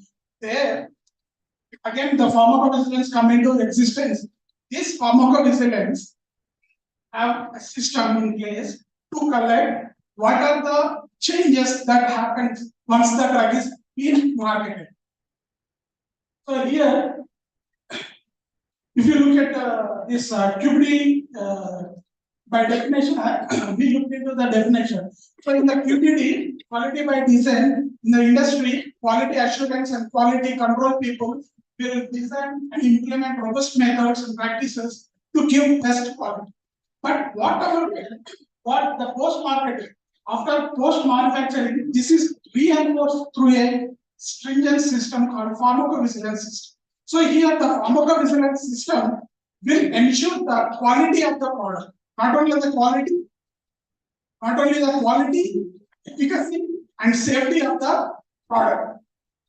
So here the pharmacovigilance is an essential component of quality, and it enables us to adapt adequate measures to identify and enhance awareness regarding the adverse events. So here, if you go by definition, pharmacovigilance is a science and activities which relating to the detection. So here we detect the problem, we detect the adverse event associated with the medicinal product. So then we assess them. So in assessment, what are the parameters you consider? You consider the patient's comorbidities. Like, say for example, if the patient has been taking drug for cancer, so if he had any other confounding factors like kidney injury or liver disease or any heart-related problems, those are also being taken into consideration by assessing. So now we assess and then we'll get to an understanding. So after assessing, understand what exactly the patient had and what happened there. So after that, we implement some methods to prevent such kind of adverse events. So by definition, if you see, pharmacovigilance is a science activities relating to detection, assessment, understanding, and prevention of adverse events or any other medicine or vaccine related problems. So any related problem after post-marketing, this pharmacovigilance system monitors. So here the main aim of pharmacovigilance is to monitor the new safety issues. What are new safety issues we look into? So implement effective approach to minimize those safety issues or risks. Install procedures for rapid decision making and triggering action in case of safety concern. So contributes to the assessment of benefit, risks and effectiveness of the medicine. So whenever we talk about pharmacovigilance is always talks about benefit, risk of the medicinal product. So whenever whatever the product you take, for every product there will be some risks and there will be benefits. So though we know that there are some risks, still we release them into the market because always the benefits overweight the risk, then we can release into the market. So even if the risk is minimum, then we can release into the market. But if the risk is life-threatening, then we have to take some measures to minimize those risks. So, as my friend Prashant said, he explained about the departments in the pharmaceutical industry. So he said development department, regulatory department. So regulatory department will work till we get approval. So this pharmacovigilance enters into the picture once we get approval for a product. So during the approval itself, also pharmacovigilance works. So whenever we apply for application, so that is called dossier. We say it as a dossier. When we submit dossier to health authority to get permission for a particular product, so along with the dossier, we submit a risk minimization plan. So here, the risk minimization plan means here you know that there are some risks and there are some benefits with particular product. So you explain to the regulatory authorities that ensuring the safety profile of this medicine is adequately characterized at the time of submitting the marketing authorization. So at the time of submitting marketing authorization, you will inform the health authorities. These are the risks and these are the benefits of our drug. So even after getting approval, you have to maintain those risks and benefits. So throughout life cycle of the product, you have to monitor whether risks are increasing or benefit is overweighing. So always you have to concentrate on your risk benefit balance of the medicinal products. So there are meters and several steps to be taken into consideration to monitor the risk and benefit of the medicinal product. Here in the in the risk management plan, the applicant is required to submit a risk management plan as part of their marketing authorization. Risk management plan describes risk,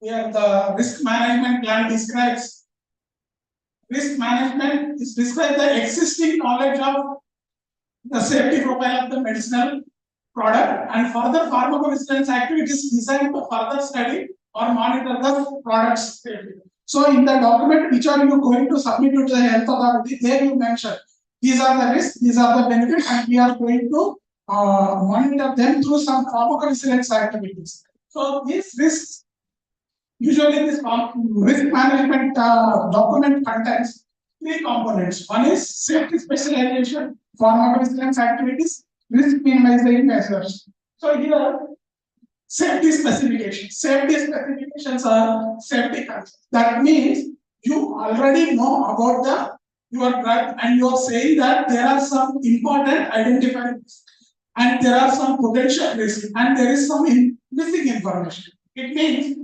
identifiable risk is that you have already adequate information and you have already adequate amount of evidence that showing that particular drug has particular adverse event. Say for example, if you take atorvastatin is an anti-cholesterol agent. So atorvastatin can cause myalgia. So this information you already got through your PhD studies or clinical studies. So based on that evidence, you are saying that it is an identifiable risk for particular molecule, that is rosuvastatin. And there are some events or some other events which you are saying it is potential risk. So you have some evidence to correlate, but there is no adequate evidence to show that this is particular adverse event to adverse. So that is potential risk.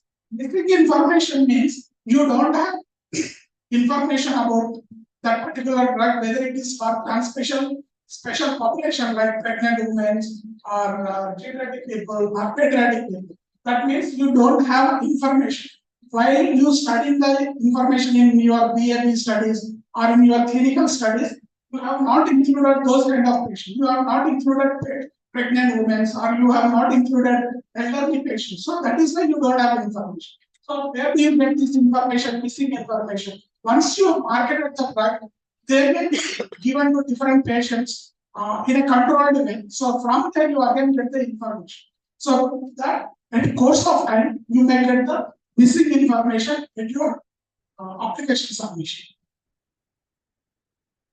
So here, as I said, the second component of risk management plan is pharmacovigilance activities. So you are telling to the health authority that once it is been authorized or once it is been got approval from authority, you are going to perform some pharmacovigilance activities. Those are two types of activities. One is routine pharmacovigilance activities and another one is additional pharmacovigilance activities. This routine pharmacovigilance activities is, it includes individual case safety reports. Individual case safety report means, say for example, if you have been taking any drug and you experience or encounter any adverse event, you directly reporting to concerned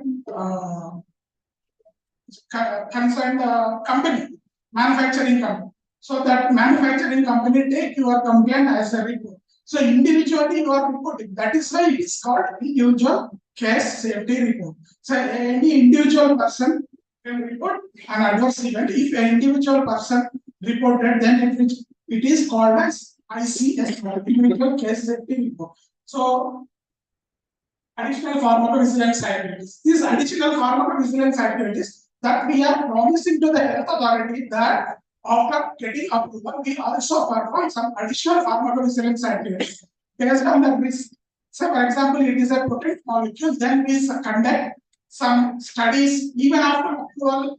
Those are called post-approval safety studies. PAS, we call it as PAS, post-approval safety studies. So next is minimization method. So in that document, you will assure or you will give guarantee to the health authority that we will perform some risk minimization activities. So those are like routine minimization activities and additional minimization activities. So these routine minimization activities are the activities which the doctor taken into consideration the physical condition of the patient while prescribing the drug. So whether he can tolerate the drug or not, based on his physical condition, he take the decision. Those are routine risk minimization measures. So additional minimization measures are, so additionally we educate the patient, additionally we educate the doctor, additionally we conduct such these kind of forums to educate the people about particular drug, and we write letters to doctors saying that you should not prescribe particular drug with the other drug, or should not prescribe this drug while taking some food because it may cause food drug interaction or drug drug interaction. So that will be educated to healthcare professionals. Those are additional risk minimizations. So on board, we promise to the health authority saying that once you give approval to our drug, we will take these kind of measures to minimize the risks associated with particular drug. So here we ensure safety of the people by monitoring all these conditions. So this is about the risk minimization plan which we are going to submit it to the health authority. So next is here. This is here in risk minimization plan. We as I said here, this is important identifying risk, important potential risk, missing information. How would we characterize them? We characterize them by applying algorithms. So here I mentioned. So here we apply some algorithms to characterize a risk. So once it is being identified and once it is being ensured, then we submit it to the state risk to the health authorities saying that our product has some issue with this drug, but though we have issue, but the benefit is overweighing the risk. So we apply to the health authority and we document those risks in our risk minimization plan. Though we have risk, we minimize with some other particular risk minimization measures. So with that we get approval. So once we get approval, as I said, so we have to monitor this drug through various pharmacovigilance activities to to look into the benefit risk analysis of the product. So here the first and foremost thing is monitoring of adverse events. As I said just now, we get individual case safety report from healthcare professionals. So these individual case safety reports can be reported by any person. Either it could be a consumer, or it could be a consumer's relative, or it could be a nurse, pharmacist, physician, dentist, whoever it may be. They can report. So here in individual case safety reports, there are two kinds of reports. One is solicited, another one is unsolicited. So by name itself, we can identify them. By name itself, we can identify that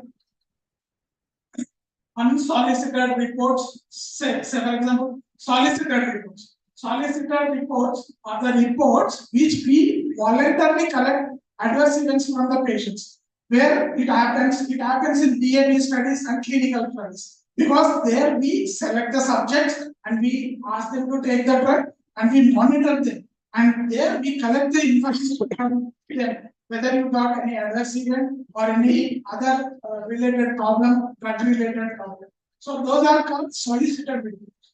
Unsolicited report means, as I said, this is involuntarily the pharmacist or a healthcare professional or a nurse or a doctor or a patient could, they themselves will report.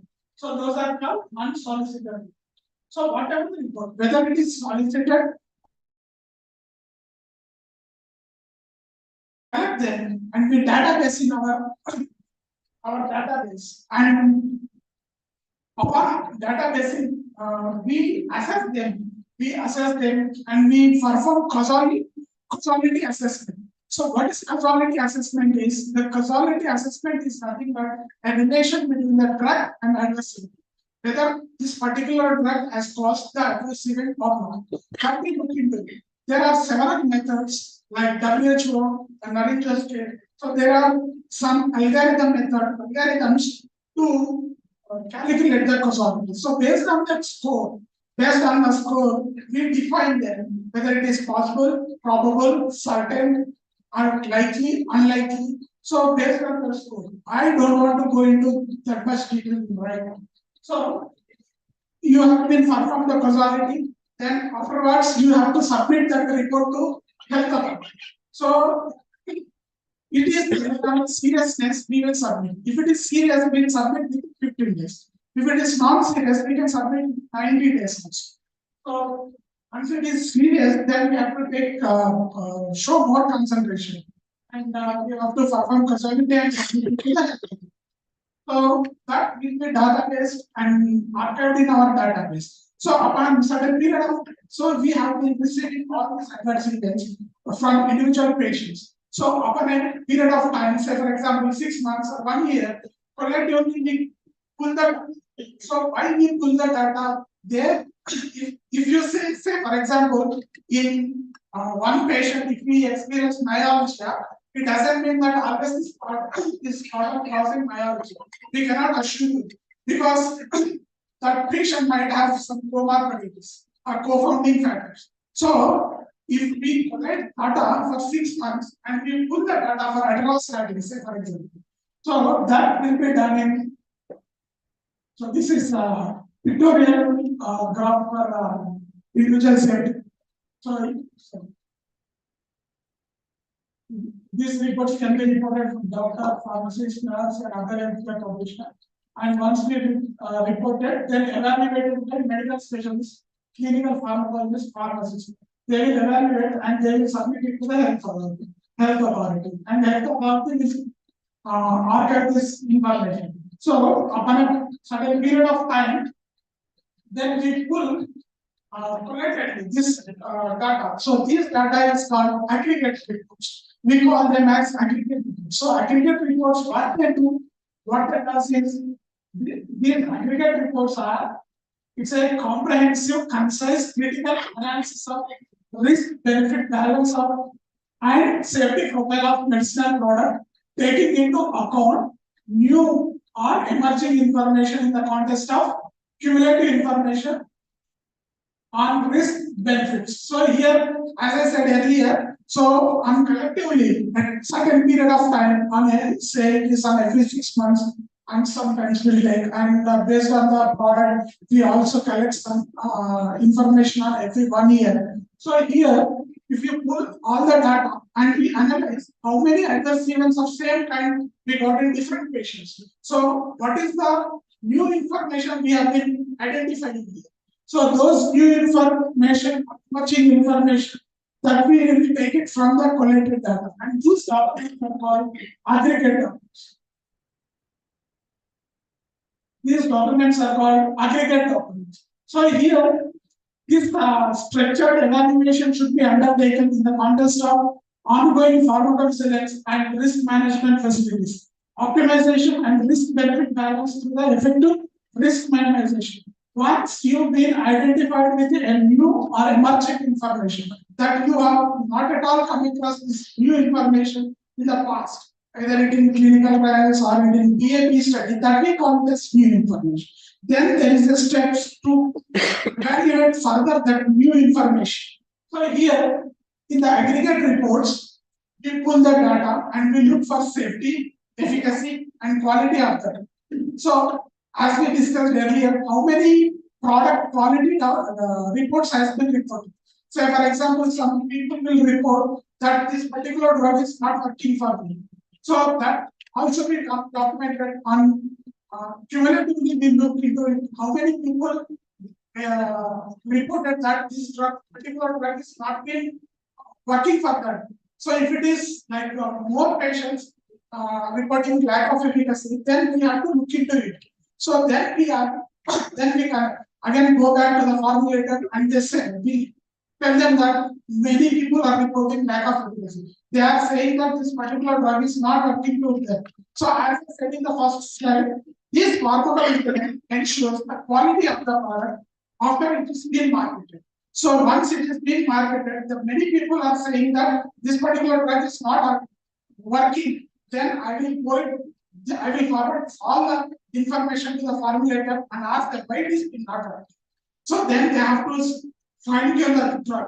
Then they have to check for the excipients. Then they have to check for the method, whatever they've been followed. So this is how QbD is also involved in pharmacovigilance. So here again we look for the safety of the.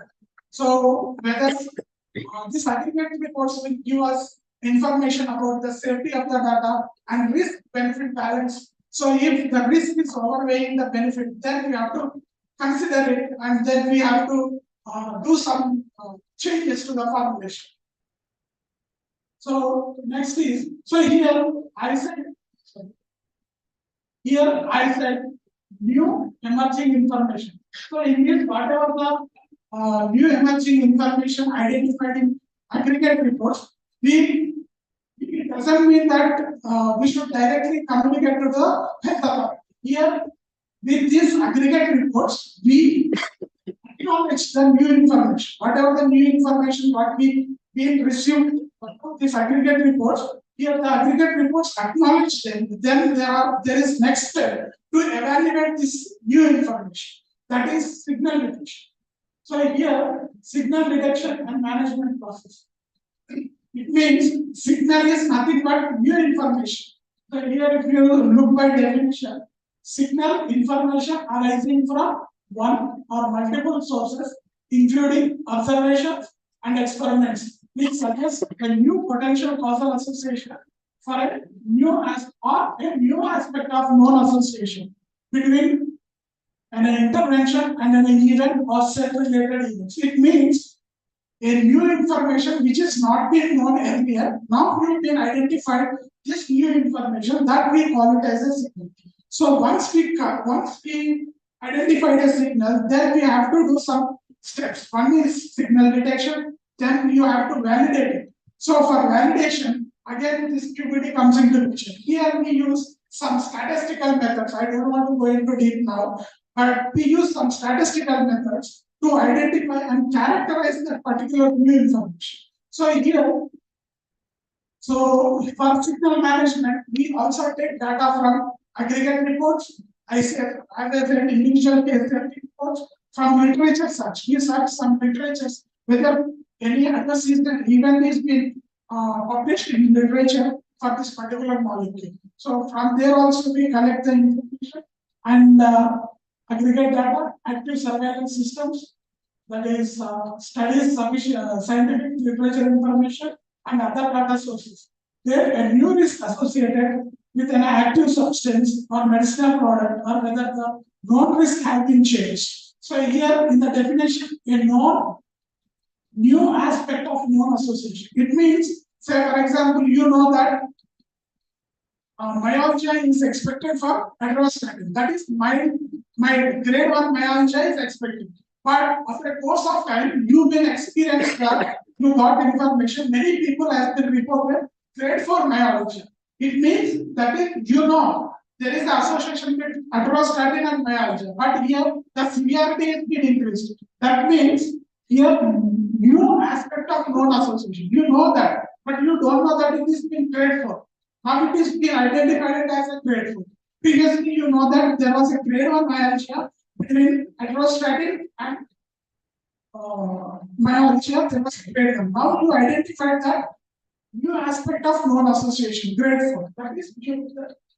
That means new aspect of known association. So here you collect the data from various sources like individual case safety reports, aggregate reports, active surveillance systems or studies, scientific literature. So you collect all the data and you apply statistical methods. So to pull the new information. Once it is been after applying the statistical method and you identify it as a new information and it is been affecting the patient safety, then immediately you have to report it to health authority.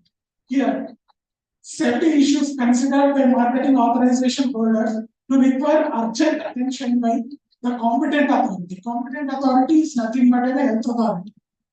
Because of potential major impact on the risk-benefit balance of the medicinal product and of patients' public health and potential need for prompt regulatory action communication to the patient and healthcare professional. So it is been identified as a new issue. Then again, what you have to do? You have to update. You have to update your risk management plan. Here it comes. So that whatever the risk to identify the signal detection, then you have to list it here. And you have to say the regulatory authority again. Again, we need to submit the risk management plan, update the risk management plan to regulatory authorities saying that upon a course of time, we identified some X event is commonly associated with particular drug. So we've been updating our risk management plan and we propose some risk minimization plan for reducing that risk. So again, we prepare our risk management plan and again we submit it to the health authority. It is a throughout life cycle of the product, we need to manage and we need to monitor. So risk benefit of the product. Here, so with this signal detection, we identify new information and we inform the health authority. Then again, health authority will publish it in regulatory websites and based on that regulatory website information. Every pharmaceutical industry, those who are manufacturing that particular drug, they need to update their reference information. Reference information means it is a documented evidences that you are saying that our drug can cause this particular adverse events and our drug can interact with particular food or with particular other drugs. So that information is called reference information. Even if you identify, sometimes you will get a leaflet in your medicine box. So the same kind of the document is called reference. That will be used by the pharmaceutical industry, and one will be issued to the patient, saying that you should not take particular drug or particular food while taking our drug. That is complete. It is packet leaflet, insert leaflet, packet insert leaflet. So here you can identify new information. So here the methods to identify new information. That is like you collect information from individual case safety reports. You collectively collected events from aggregate reports and record linkage. Record linkage means here you will take different sources like literature and other documents, and you actively apply statistical methods to identify new information. So that new information is called signal. So sometimes automatic signal detection. Automated signal means already health authority will detect the signal based on their data and they directly publish in their websites. So we also should monitor their website regularly to know about new signals. So this is about pharmacovigilance and role of QbD in pharmacovigilance. So with this, I conclude the session and this open for questions.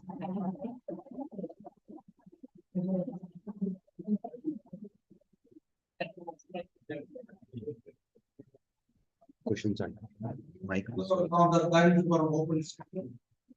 So anyone have any doubts? Can raise their hand.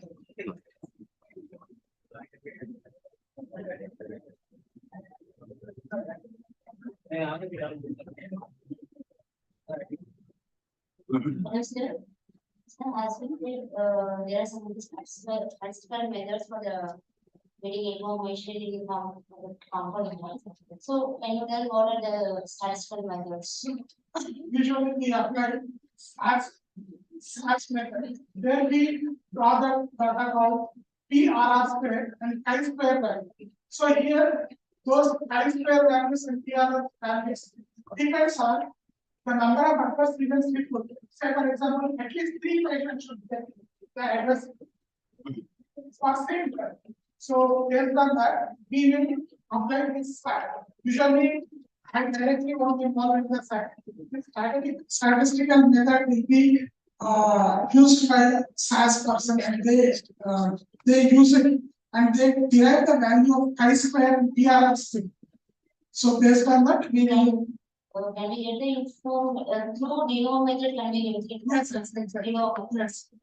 And only signal detection is a can you tell other than signal detection of the getting information is helpful to get a new information. So that's what I told you.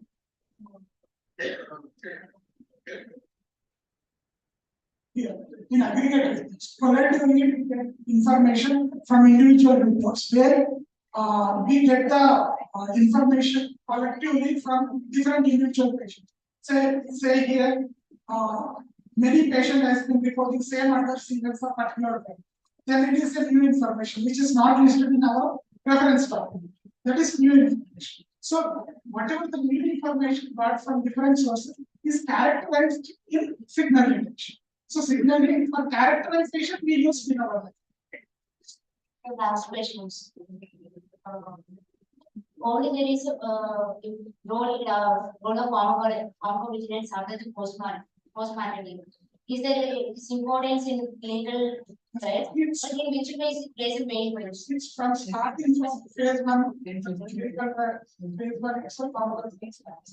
So in the phase 1 also there is a chance of getting adverse events. So whenever there is an adverse event, then pharmacovigilance and monitor and assess that. So since from phase 1 itself, so phase 1 itself. Anyone? Mic is. Importance of regulating everything in a sense of pharmacovigilance. So regulatory is like that's what correct. So that's what I do. Labeling is a reference document is contains all kind of information about it. Okay. So here the labeling is about looking to the expectations and unexpectedness of the adverse event.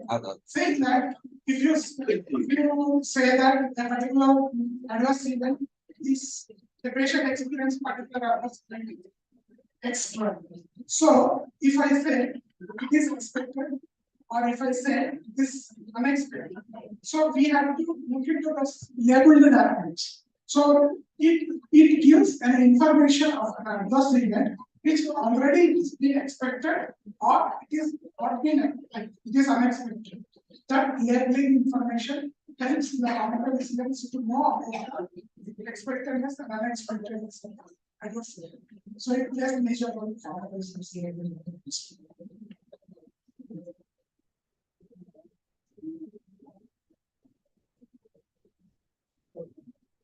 Okay, now I will conclude the program. So, Dr. Mallikarjun Dolan given delivered a extensive talk on role of QbD for pharmacovigilance post-marketing. Totally covered what is QbD, what are the objectives, risk management plan, pharmacovigilance activities for monitoring benefit balance, risk balance, aggregate reports, including signal detection and management process, methods of signal detection also. So thank you very much, Dr. Dolan, extensive lecture. Definitely the participants can get that.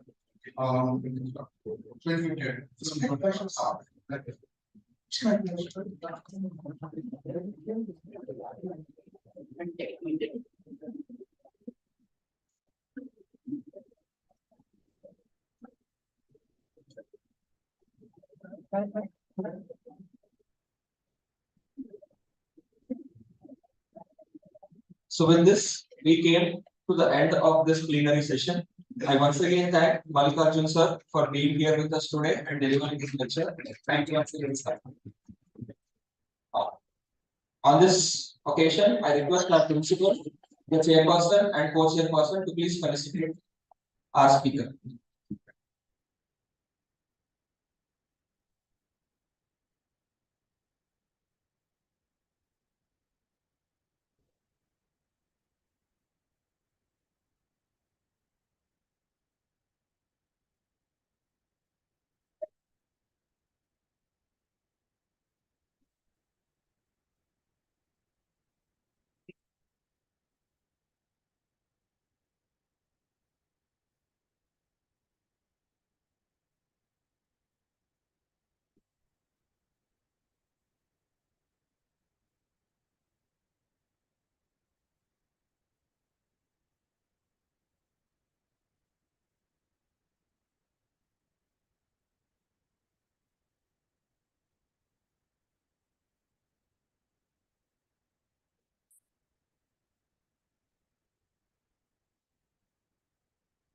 Next, I request our speaker to please join hands with our principal as we felicitate the chairperson and co-chairperson.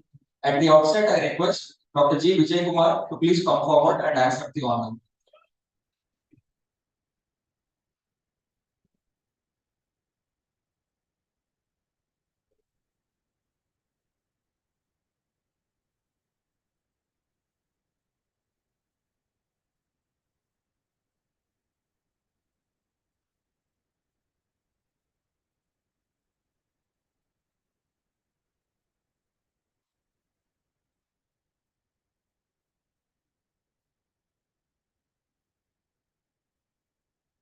Now I request Dr. G. Ramnareddy sir to please come forward and accept the honor.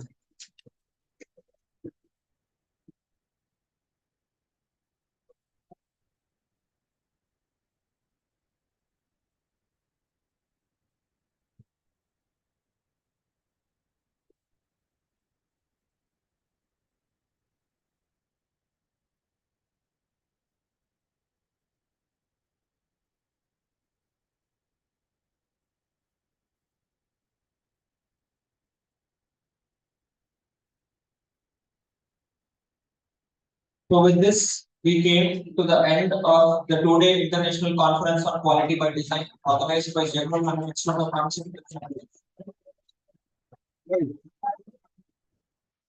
The validatory session will follow very shortly. That is by 4:15 p.m. It is 4 o'clock now, so you can have a very quick break of 15 minutes. Come back to the seminar hall so that we can start the validatory and finally conclude this event.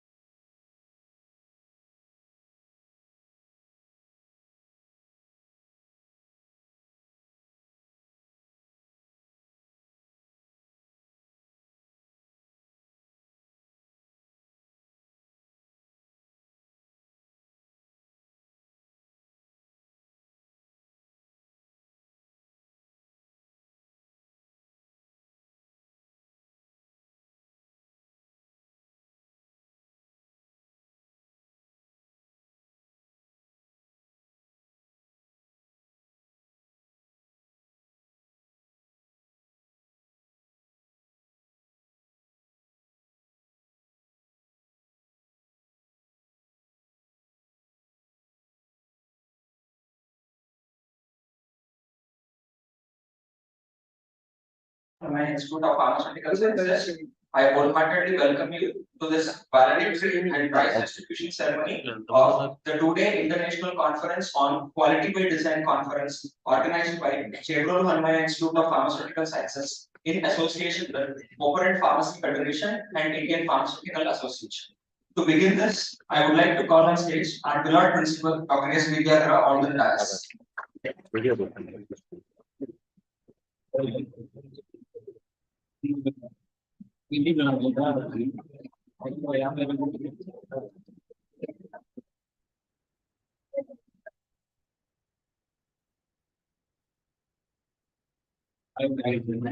Next.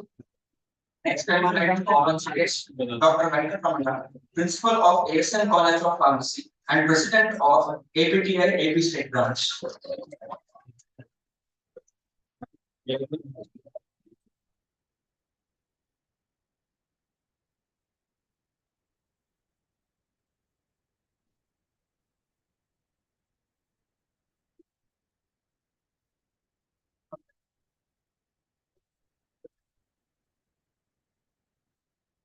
Next, I would like to call on stage Dr. P. Srinivas Babu, Principal of Vignan College of Pharmacy and Secretary of IPGA, Indian Pharmacy Graduates Association, on the dais.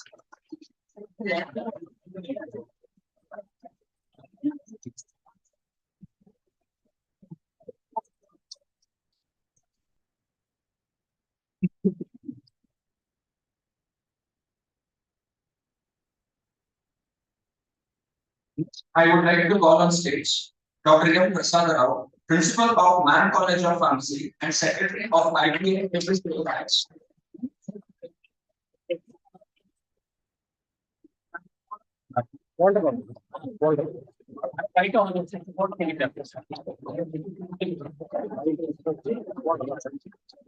Next,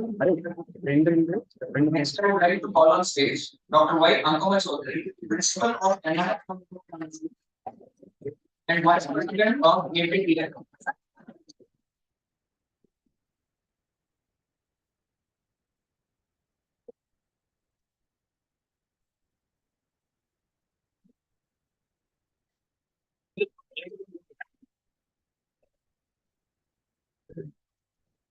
So next, I would like to call on stage the organizing secretary of this project, Dr. Vinny Meffernow, on the dais.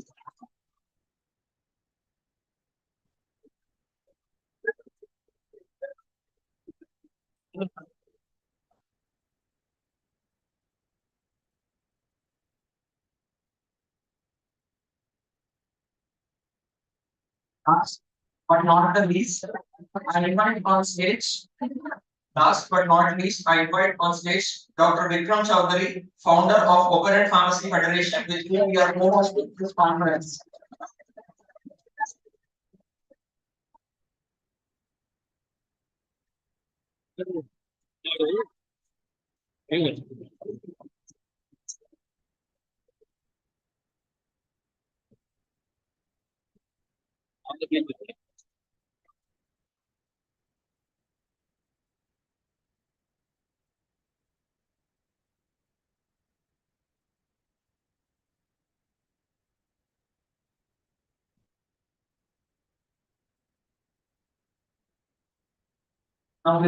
Now with all the guests and delegates seated on the dais and off the dais, it is time to start this valedictory event.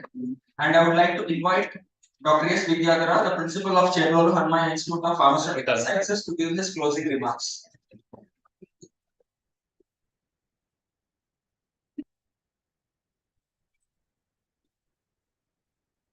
Good evening to all. Brothers from the dais and off the dais. Dr. K. Venkatramana.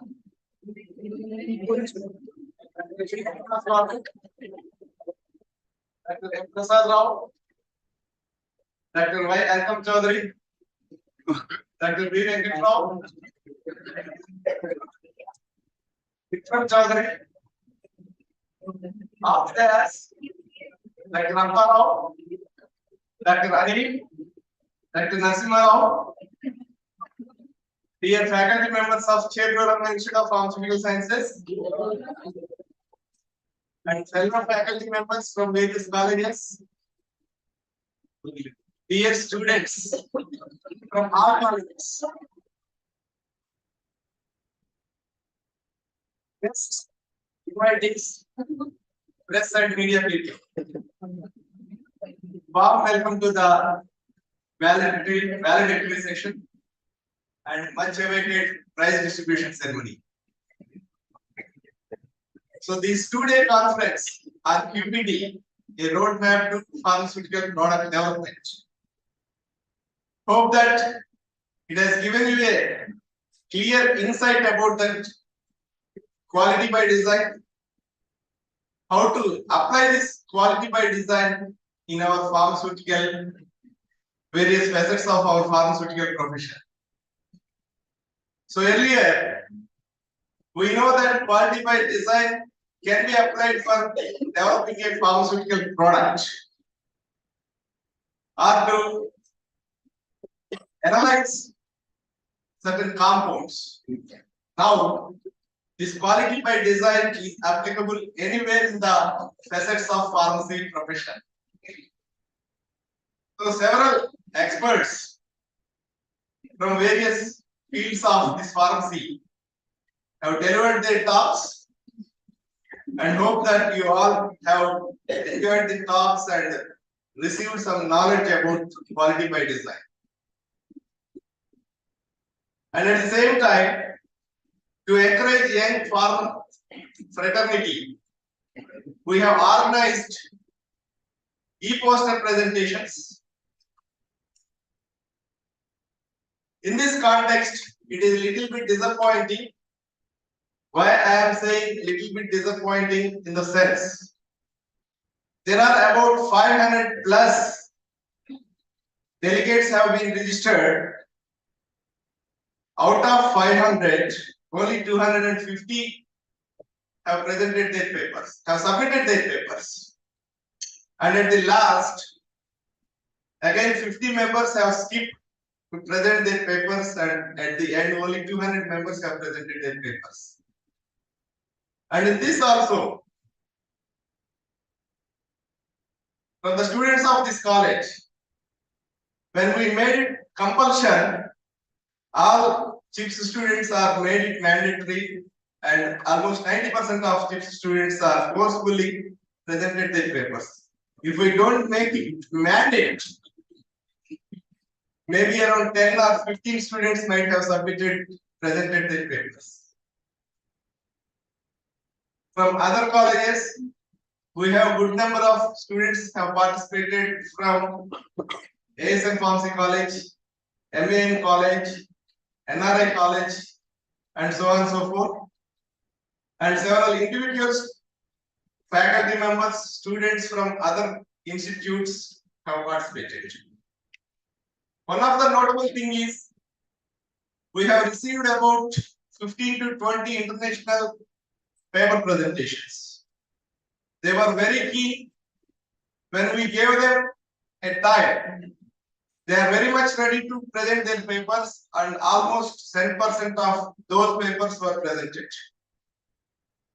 So that professional attire, each and every student should inculcate. So it is not simply coming, sitting for some time, listening something, or spending ideally in the seminar hall, going out. It's not advisable. It is all for your sake. We are spending lakhs of rupees for the sake of your benefit. You have to inculcate the knowledge. Don't take the things in a lighter way. So it is a competitive world. In this competitive world, you have to retain, you have to gain, and you have to achieve, you have to prove. Then only you will stand in the market. Otherwise, you will be dropped down in the market, just like a snake and ladder game. You cannot escalate on the ladder. You will be bitten by a snake and pulled down to the earth. Okay. So with these few words, I once again thank all the delegates for being with us for the last 2 days and spending your valuable time at our Chevron Institute of Pharmaceutical Sciences. And I once again hope that your stay at our Chevron Institute of Pharmaceutical Sciences would be a memorable one for all of you as well as for all of us. And have a great day ahead. Thank you.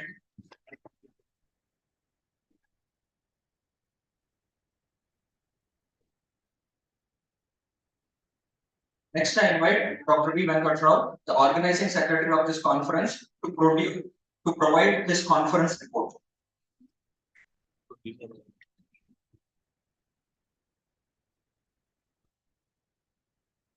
Good evening, Varunda.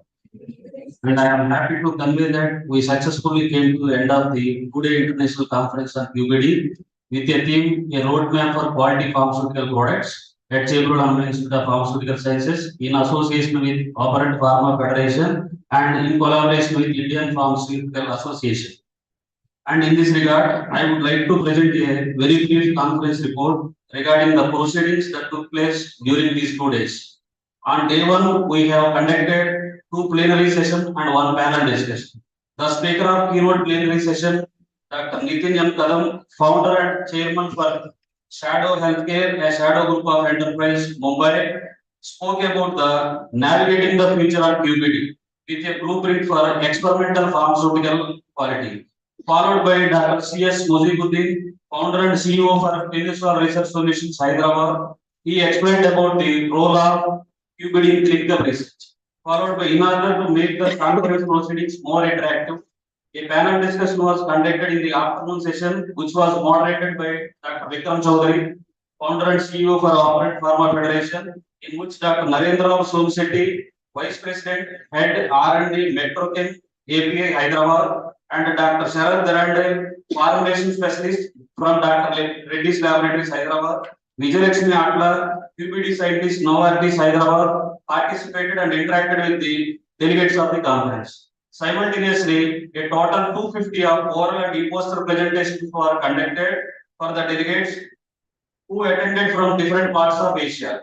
On day 2, the first panel discussion was about the illustration of software tool, followed by hands-on training of QbD softwares, which is conducted by Dr. Venkatesan and Dr. Anandraj from ACD Labs. The second plenary session was taken by Prashant Gupta, Group Leader, Formulation and Development, Alembic Pharmaceutical Limited, share his expertise on significance of quality by design in product development and regulatory expectations with different case studies. The third plenary session was conducted by Mallikarjun Dolam, Manager from Global Pharmacovigilance, Chemo India Formulations, Hyderabad, shared his proficiencies on role of QbD for pharmacovigilance in post-marketing drugs. And I hope that this conference gave good insights to all the delegates about the concept of quality by design, so that researchers and students can travel with them for their further studies. With this, I once again thanks to the management and principal of Chevron Institute of Pharmaceutical Sciences for encouraging us to carry out this conference successfully. Thank you.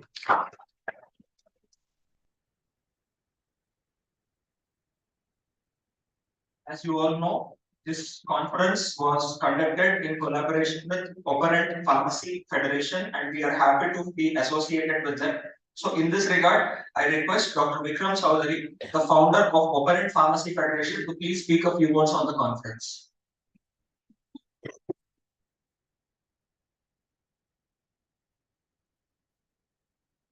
Good evening to one and all present here. The guest on the dais, Dr. K. Venkatraman, Principal, ASN College of Pharmacy and President, APTI AP State Branch, Dr. P. Srinivas Babu, Principal, Vignan College of Pharmacy, Dr. M. Prasada Rao, Principal, MM College of Pharmacy, Dr. Ankuma Chaudhary, Principal, NRI College of Pharmacy, and the most energetic and dynamic person, the Principal of Chevron Institute of Pharmacy, Dr. S. Vidyadharan, and the another dynamic person, the organizing secretary of 2 days international conference, Dr. V. Venkata Rao. Faculty members of the Chevrolet Institute of Pharmaceutical Sciences and the delegates from different pharmaceutical colleges across the globe. How was the source of today's conference? Hi, sir. How was the source? Hi. Still, the session are pending. We can arrange more sessions.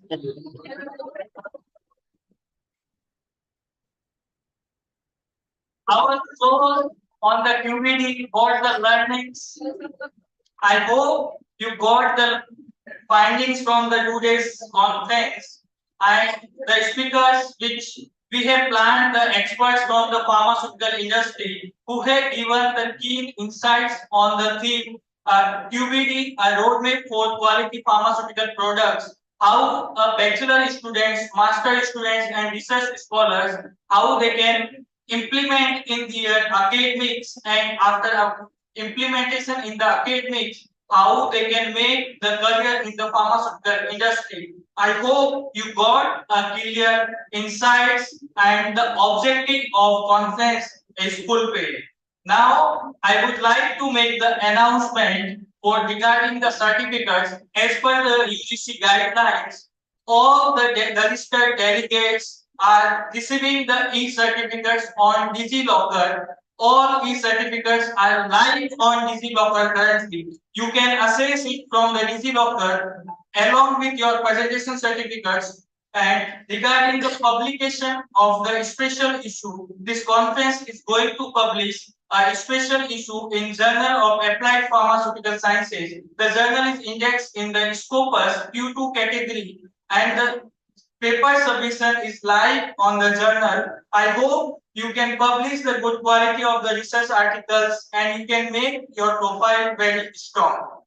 And regarding the abstract of the conference proceeding, as we already announced in the innovation, the conference proceedings is published with the special ISBN number. As you can credit it in your profile, the profile conference proceedings will send you by the mail after the finishing of the validate.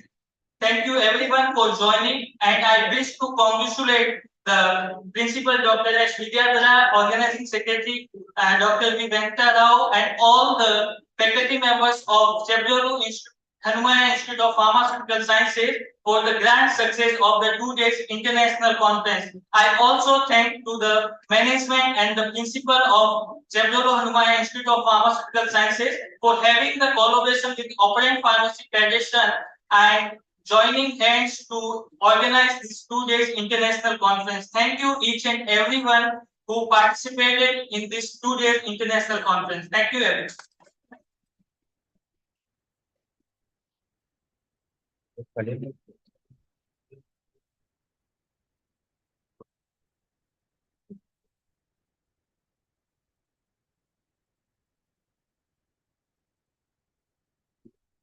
Now I request the dignitaries on the dais to please come forward and speak a few words on this conference. At the outset, I request Dr. Venkata to please come forward and speak a few words.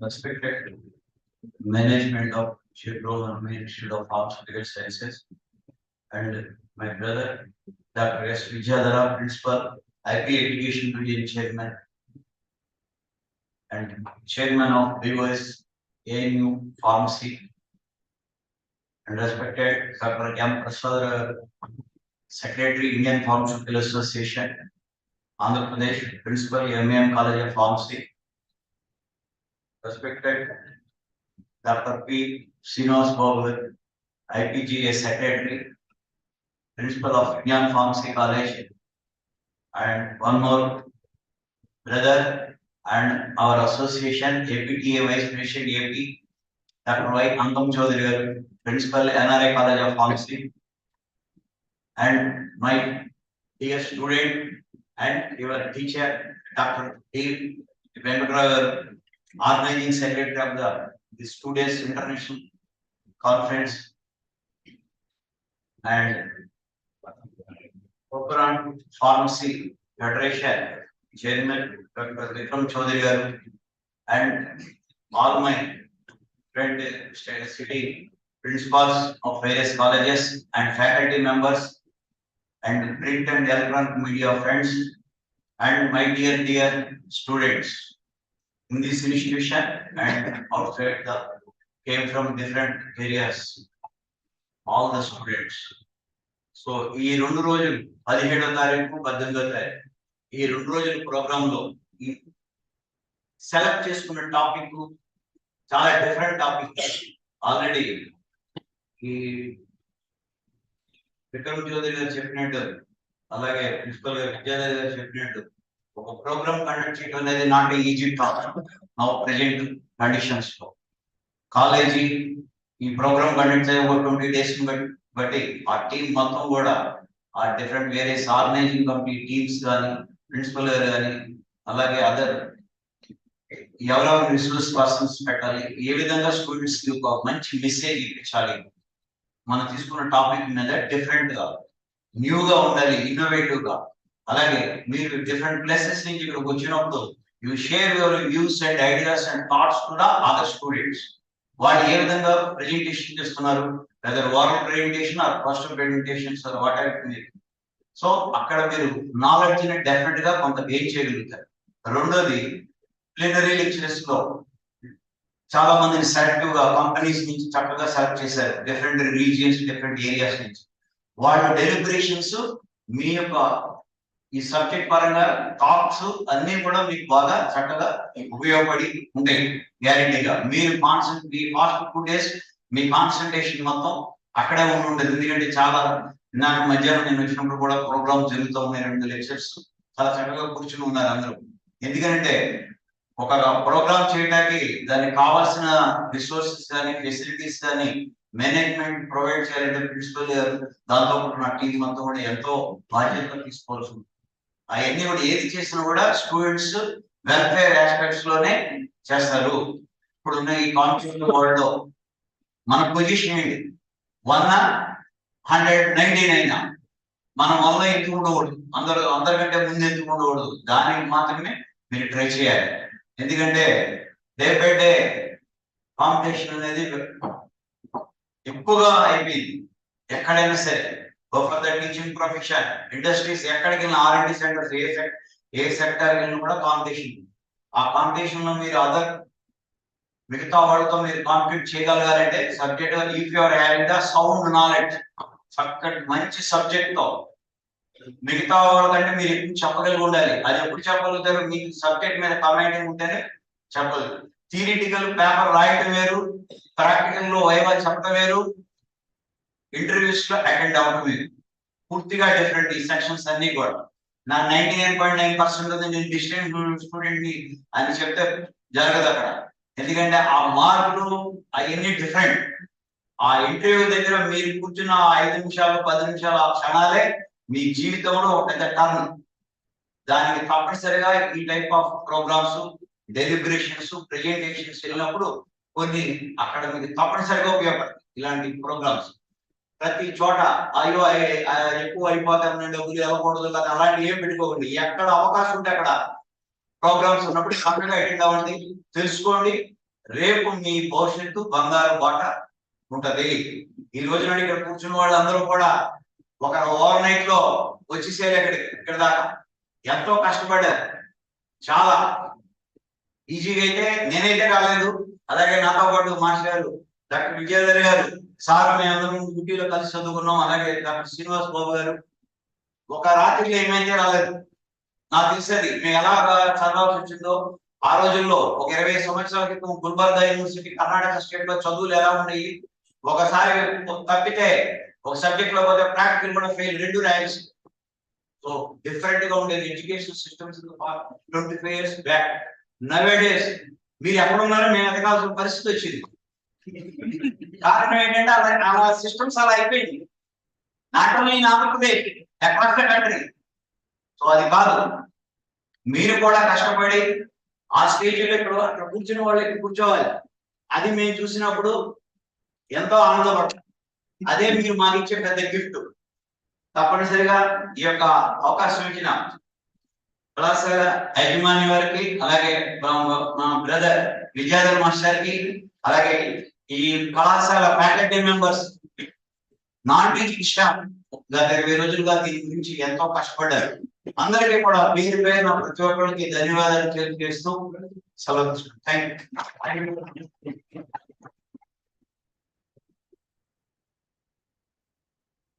Thank you, sir. Thank you so much for your inspiring words. Next, I would like to call Dr. P. Srinivas Babu, Principal of Vignan Pharmacy College, to speak a few words.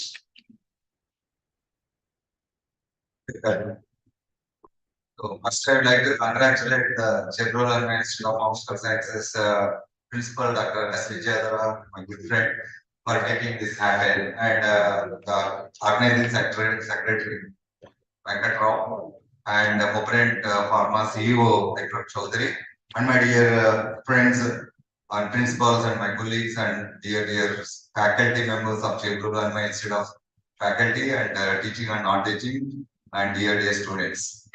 So it's a very good program, quality of the pharmaceutical products. Next feature concept. I hope how many of you understood the concept, I don't know, but future is going on like artificial intelligence, data analytics, quality products, all the quality related aspects are very important for all of the youth students for young generation. So please be online and we learn the things in fast and go through all these things. And how many of you are serious about any program? So don't think that it is normally it will happen. So as sir has told, only 10 to 20 students with their motivation they'll come. It is not like that. So whatever the program you spend for 2 hours or 5 hours and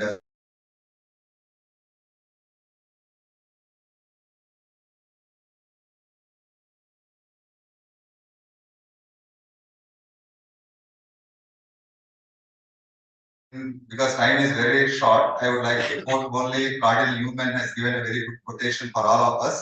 A man would do nothing if he waited until he could do it so well that no one would find fault what he has done. So once everybody, if you are following, definitely one day is ours. Thank you. Thank you very much. Thank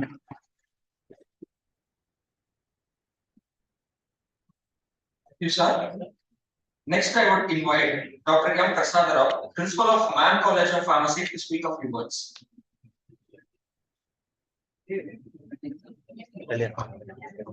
evening to one another. Respected dignitaries and Dr. S. Vijayadara, Principal of this college, and Dr. Venkat Ramana, QbD President of Andhra Pradesh and Principal of ASN College of Pharmacy, and other friends, Srinivas Babu, Principal Vignan College of Pharmacy, Secretary of IPCA, and Angam Chaudhary, Secretary APDA of Andhra Pradesh, Principal NRA College of Pharmacy, and your young and dynamic organizing secretary of this program for today's Dr. Venkat Rao, and corporate pharmacy CEO Vikram Chaudhary, and fellow colleagues, friends, students, and print and electronic media. Welcome to valedictory ceremony of this today evening. Coming to the point, QbD already last 2 days got learn and earn more things. On behalf of IPA, generally, MAM or any program there is a legendary person. First time we are missing, that is Dr. Kevin Narayan Garu. I am present lack on the major program even just now. Because of busy schedule of sir, date available కాలేదు. IPA main role. ఇంకోటి ఏంటంటే ఇక్కడ doctor S Vidyadhara is taking innovation steps for welfare of the students. Here, observe stage 3 organizations are present. One APTI, one is IPCA, one IPA. And our IPTA is a teacher forum. IPCA graduation forum. IPA all together. All 5 forms student to industry, community pharmacy, you take hospital pharmacy, education, student and faculty. IPCA may be nothing but byproducts of IPA. IPA taking major steps. Recently, in observation, central government of India brought new education policy in pharmacy, that is National Pharmacy Commission. They give a draft. A draft to initiate అవటానికి కూడా IPA కారణం. అందుకనే మా మధ్య మా student form recent గా draft వచ్చిన తర్వాత దాన్ని అందరికి సర్క్యులేట్ చేశారు.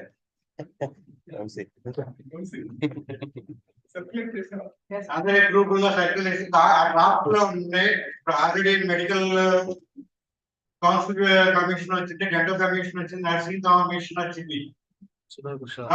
75 years తర్వాత ఫార్మసీలో సార్ చెప్పారు, మేము 25 years ఎలా జరిగాం, మిమ్మల్ని మీరు ఎలా మమ్మల్ని ఎత్తుక్కోండి, చెప్పాలని మిమ్మల్ని ఎత్తుకోవాల్సి వస్తున్నా అన్నాడు. మీ ఎడ్యుకేషన్ నేషనల్ ఫార్మసీ కమిషన్ వస్తే మళ్ళీ సార్ చెప్పినట్టు మీరు మమ్మల్ని ఎత్తుక్కుంటూ వస్తారు, మేము మీ దగ్గరికి రాము. ఒకసారి మీరు గోత్రు డ్రాఫ్ట్ ఇక్కడ టిప్స్ ఉంటే వంశీ ఉన్నాడు, వంశీ దగ్గర ఉంది. అది ఏదైనా IPA పాయింట్స్ ఉంటే ఆ డ్రాఫ్ట్ కి సజెషన్స్ కోసం అందరినీ సర్క్యులేట్ అవుతుంది. అంటే November 10th దాన్ని రిలీజ్ చేశారు. December 10th లోపు వాళ్ళకి రిమార్క్స్ ఏమైనా సజెషన్స్ కానీ ఎలా ఉండాలి అని చేస్తున్నారు. దాంతో పాటు అమెండ్మెంట్స్ 75 years అప్పుడు ఎలా ఉంది, 1948 47 అప్పుడు వచ్చింది ఫార్మసీ యాక్ట్. ఇప్పుడు వరకు 75 years ఎలాంటి అమెండ్మెంట్స్ కానీ ఎలాంటి చేంజెస్ కానీ జరగలేదు. 75 years తర్వాత మన ఫార్మసీ యాక్ట్ ని టోటల్ గా గవర్నమెంట్ ఆఫ్ ఇండియా చేంజ్ చేస్తుంది, చాలా చేంజెస్ వస్తుంది. ఈ బిల్లులో మీరు రేపు రిజిస్టర్ అదే కాదు, ఇంతకుముందు జమ్మూ అండ్ కాశ్మీర్ లో యాక్ట్ లేదు, pharmacy act. Recently the amendment done at Parliament 32 C Act, they brought the general cost pharmacy retail shops sales సంబంధించిన దాన్ని రినోవేట్ చేసి అంటే అమెండ్మెంట్ చేసి వస్తుంది. దాంతో పాటు ఇప్పుడు national pharmacy commission also lot of changes కూడా వస్తుంది. ఈ కమిషన్ లో రేపు మీరు ఫార్మసీ చదివి ఈయన బీఫామ్ చదివి సర్టిఫికేట్ రిజిస్టర్ అవ్వాలంటే కంపల్సరీగా ఎగ్జిట్ ఎగ్జామ్ రాయాల్సింది. ఇప్పుడు దాకా డిప్లొమాకే ఉంది. ఈయన బీఫామ్ మీరు రిజిస్ట్రేషన్కి వెళ్ళాలన్నా కూడా ఎగ్జిట్ ఎగ్జామ్ రాయాలి. సో ఫ్యూచర్ మీకు ఎంత డిమాండ్ ఉంటుందో మీ ఫార్మసీ కోసం మీరు ఎగ్జిట్ ఎగ్జామ్ వన్స్ ఇంప్లిమెంటేషన్ అయితే బిల్లు పాస్ అయినాక కోర్స్ కానీ పర్సన్స్ కానీ ఎంత డిమాండ్ ఉంటుందో మీరే మీ ఆలోచన పరిధిలో ఆలోచించుకోండి.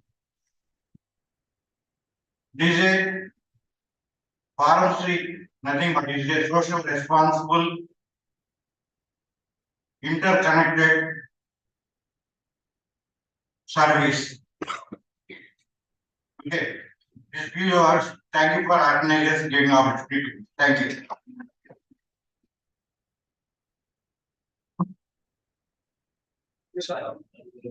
Thank you for your insights on the new pharmacy bill. Next, I would like to call Dr. Y. Ankama Chaudhary, Principal of NRA College of Pharmacy. Please give your remarks. Good evening.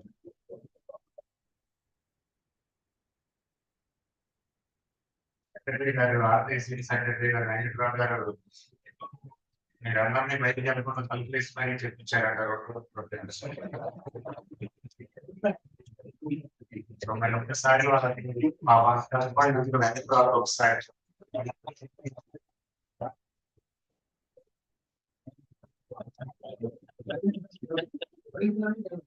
మరి అట్లానే ఈ 2 రోజులు భరించినందుకు మీ అందరికి కూడా మీరు ఒకసారి support కొట్టింది.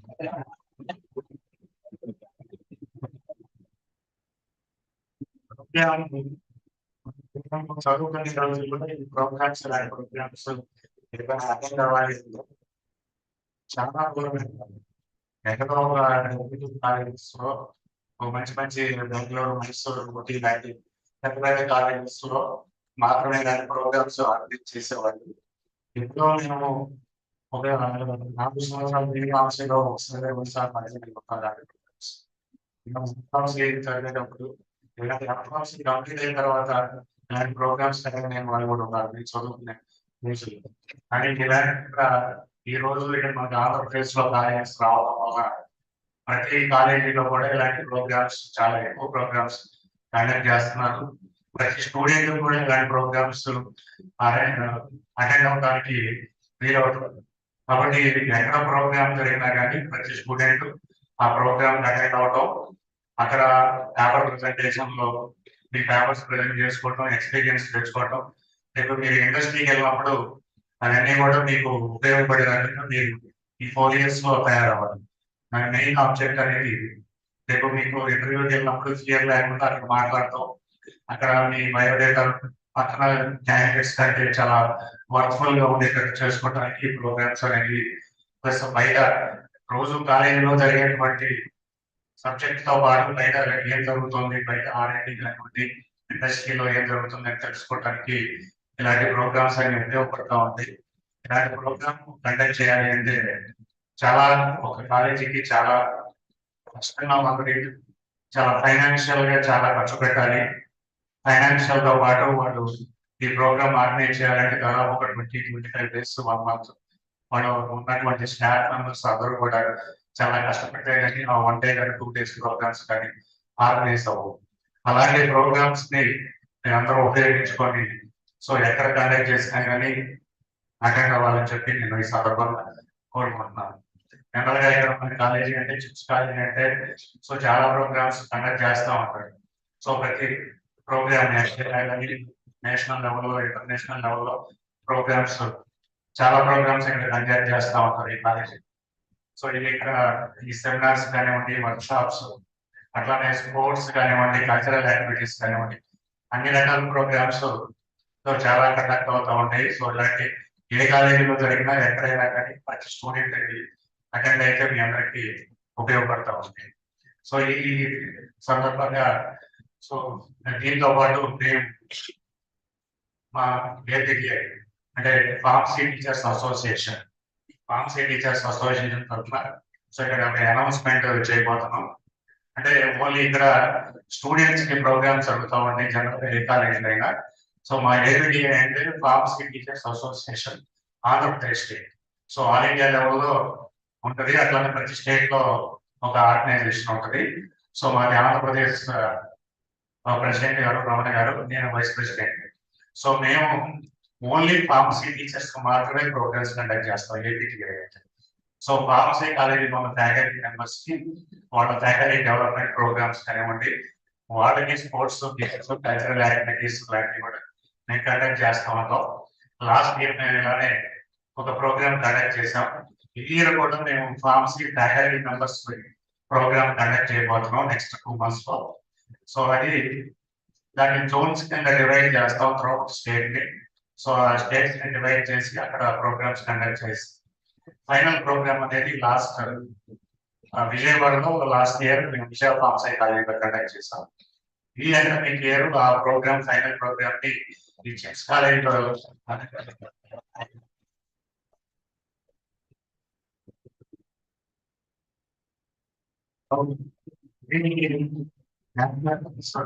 ఇచ్చినందుకు చిప్స్ కాలేజీ మేనేజ్మెంట్ కి అలాగే ప్రిన్సిపల్ తరఫున ధన్యవాదాలు తెలుపుతున్నాను.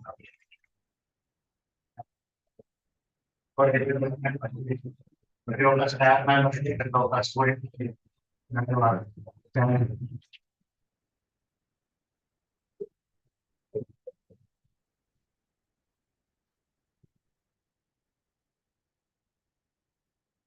There is a good round of applause for this.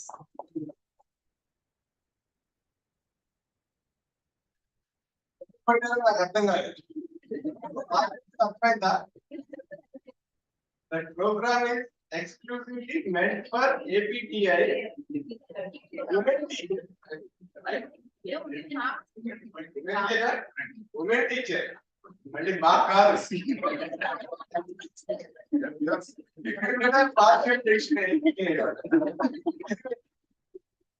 They taxed us and we are receiving it with a wholehearted pleasure. Thank you.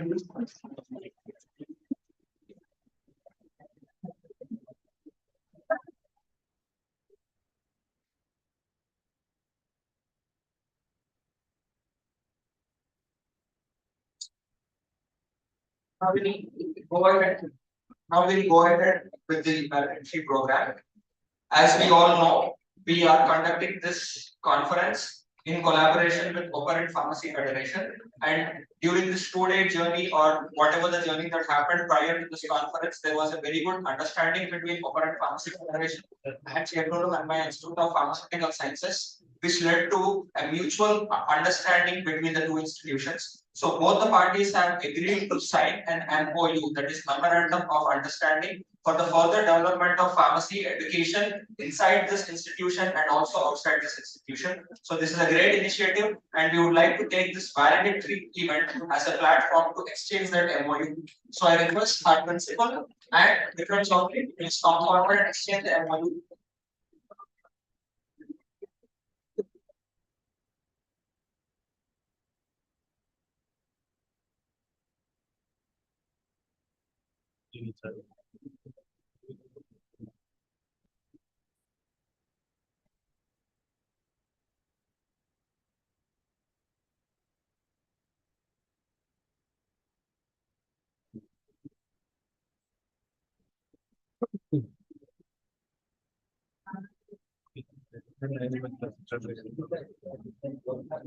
Moving on ahead, now I request our principal, the organizing secretary of the conference, and also Dr. Vikram Chaudhary to please felicitate the guests on the dais who came for us on this valedictory event.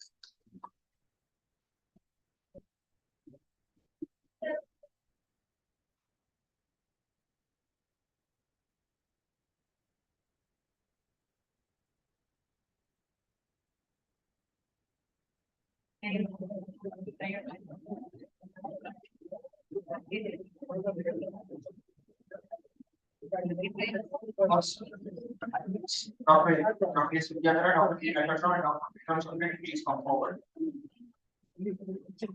At the outset, I request Dr. Venkatram to please come forward and accept the felicitation.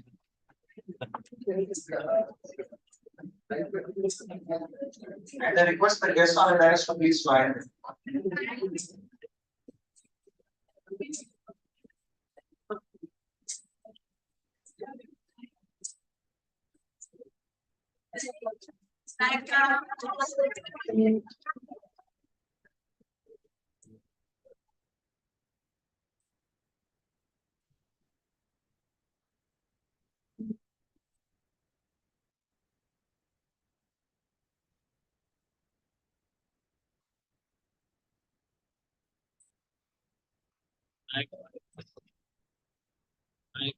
Next, I request Dr. P. Srinivas Babu to please come forward and receive the honor.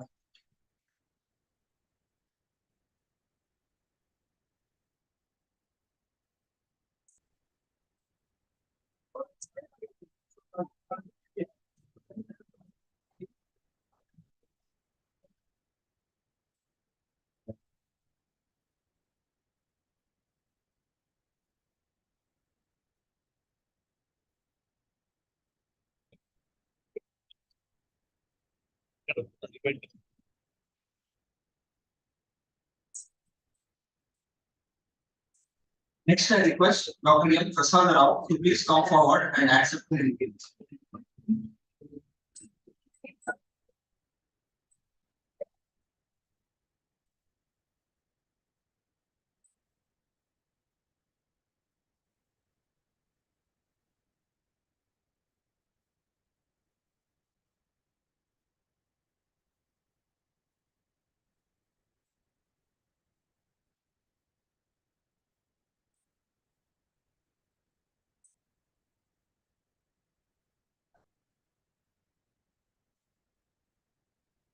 Next, I request Dr. Y. Ankama Chaudhary to please come forward and receive the honor.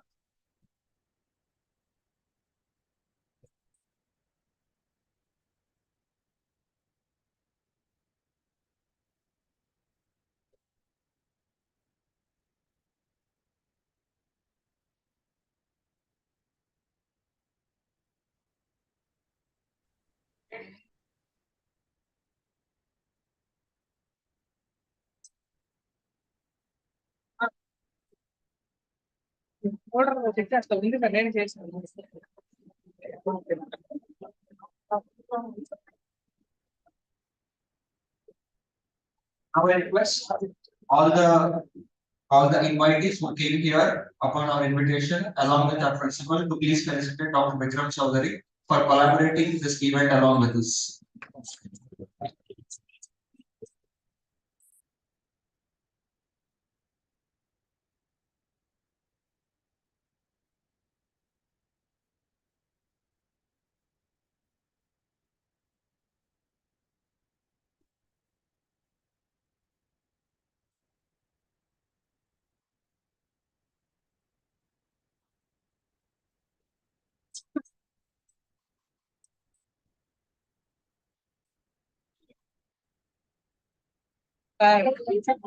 అమ్మాయి MP తీసుకెళ్ళి సార్కి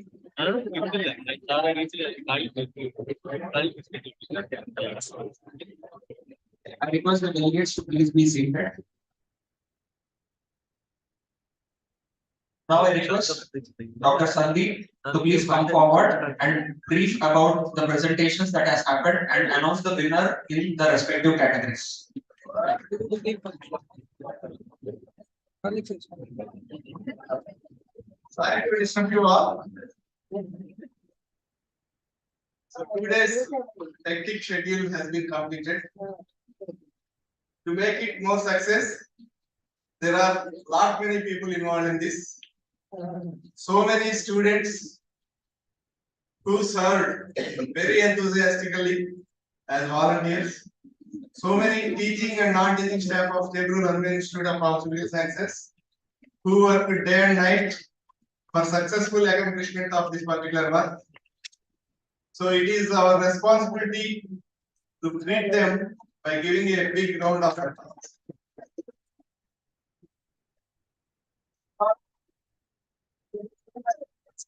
Thanks to all the delegates who have been participated. Thank you, thank you.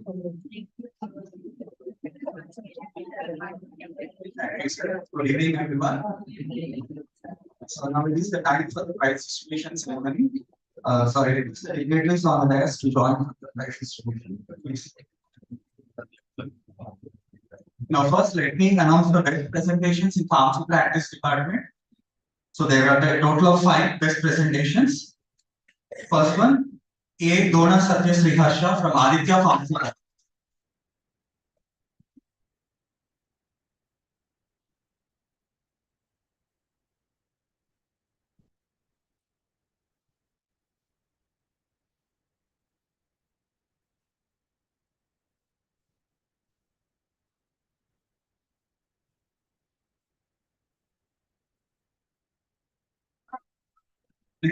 B. Sri Krishna of Aditya Pharmacy College.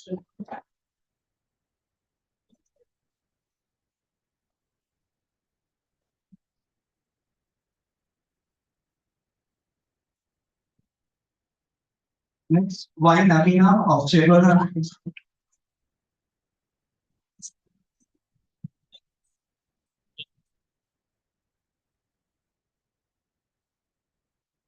F.K. Rutsana of Chamber Institute.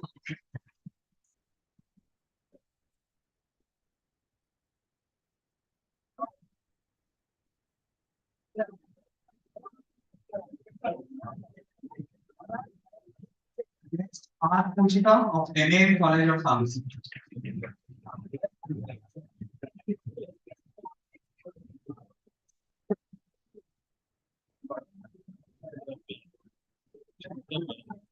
Next, the Vice President in Pharmaceutics Department.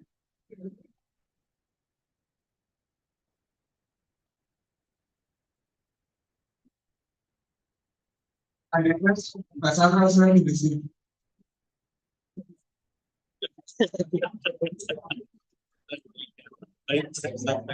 Next, recommendations in Pharmaceutics Department. P. Archana of Delta College of Pharmacy.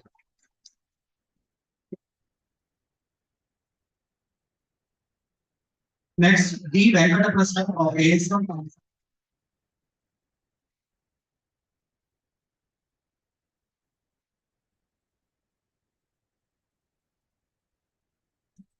Neha Jahan of Chamber.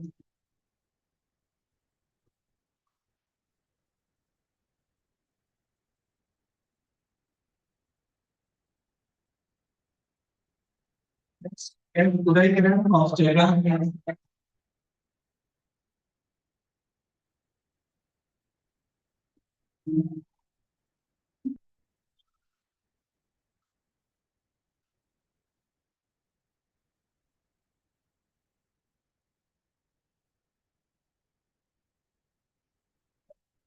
Next, the presentations in pharmacology and pharmacology.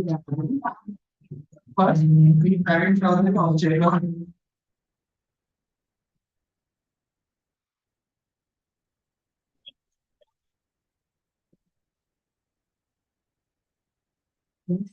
Dr. Mari Navya Reddy of Balaji College of Pharmacy.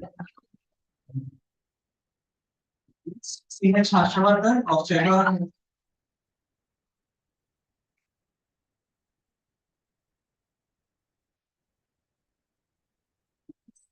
Hari Matsandi of Malini Perumal Pharmacy College.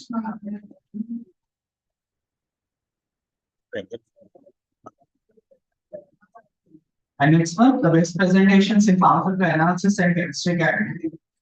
RBS Monica, research scholar, Vajra Nagarjuna University.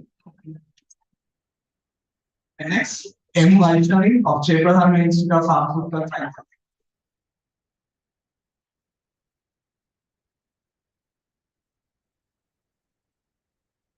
And next, F. Tejashwini of NRI College of Pharmacy.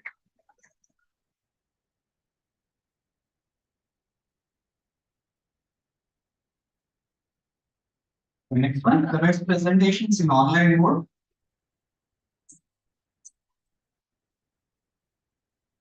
As they are not available, I just read out names. Thank you, sir. Please be seated. The best presentations in online mode. Three categories are there. The first one, Dr. Swati Mayur of PES Rajaram and Tarabai Bandekar College of Pharmacy, Goa. And next place, U. Raja Kartikeyan of Sri Venkateshwara College of Pharmacy, Puducherry. And third one is T. Shravani, the research scholar of Acharya Nagarjuna University. And we also know that there are many of the international presentations are also there. The best presentations in international category, two prizes are there. The first one, Dr. A. Vasudeva Rao of International Medical University, Malaysia, and Lai Chu Wong of International Medical University, Malaysia. Thank you, everyone. I request Dr. Rao.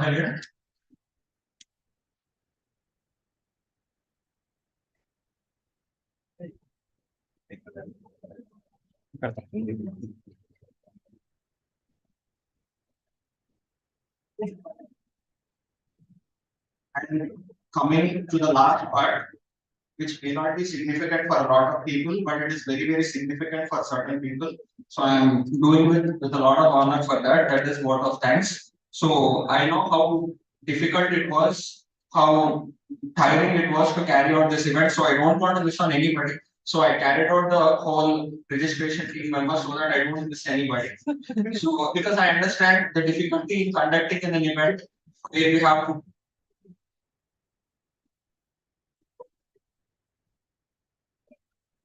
where we have to coordinate between multiple people. As you all know, all the plenary sessions and the panel discussions were carried out from people from different parts of this country, not from one single place. So there is a lot of planning involved. So I will take this moment, a little longer moment in fact, to thank each and everybody for this wonderful event. So at the outset, a big round of applause to the scientific committee members. The names will follow after the applause. So the scientific committee members include Dr. R.N.C. Sasidhar, Dr. P.V.N. Malleswarrao, Dr. A. Chakravarti, and Dr. S. Ramya Krishna. These are the people who have gathered all the information in terms of scientific abstracts, made sure that they were categorized into the pharmaceutics thing and etc. Made sure that whatever the abstracts that were faultily sent were corrected, and then made a soft copy of it, gave them quotes, distributed them, kept them in different rooms, and made sure that the poster events were happening. So that is a very big task. So a very big round of applause to all the scientific committee members. And the next important thing is the registration, feedback and help desk committee. Dr. A. Ramu, Dr. P. Vijayata, Dr. D. Sandeep, and Dr. P. Mallikarjun Rao. These are the people who made sure that everybody who registered for this conference were made sure that they were getting the required number of certificates, made sure that they were given any assistance during the entire 2-day session. Actually, some committees, their work stopped by the start of the conference, but registration committee is the only committee where the work starts before the conference, goes on during the conference, and even continues after the conference. One big round of applause to this registration committee. Then the next one is this transportation committee.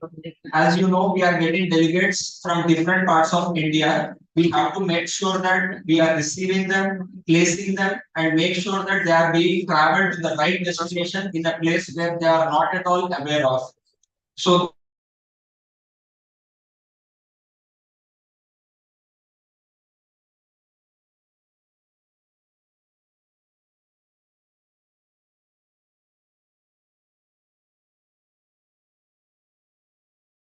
C.H. Aruna Kumar, Dr. Sheikh Kader Yazdan, Ms. V. Saujani Lakshmi, and Mr. Y. Ashok Kumar. So these are the people who made sure that they are having a very comfortable stay and they are rightly transported. One big round of applause to all of them. Next comes the hospitality committee, Dr. S. Sivaprasad, Ms. Y. Sailaja, and Ms. R. Sai Reshma. I think these are the people. And also Dr. J. Subbarao. I think these are the people who took complete care of your stomachs during the entire 2 days, made sure that you are properly fed during these 2 conferences, and made sure that each and every arrangement is made in such a way that nobody has to wait for the food and everybody were given proper food. One very big round of applause to all of them. And last but not the least, the stage committee, which includes Dr. S. Ravichandra, Sindhu Vaishnavi, Rihanna, and Raghav Kalyan. These are the people who make sure.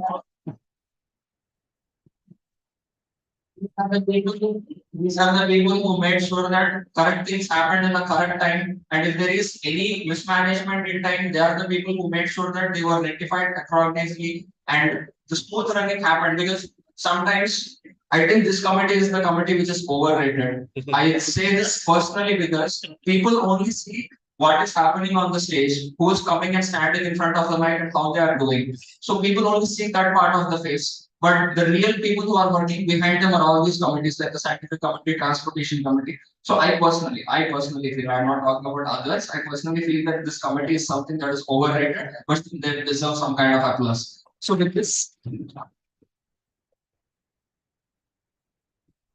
and a very big thanks goes to the management of Chevron Hanma Institute of Pharmaceutical Sciences for making sure that a conference of this scale, which includes a lot of money, can be done in an institution like this. If not for the support of the management, I don't think the principal or the organizing secretary can go ahead in organizing such a lavish conference. So a very big call out to the management.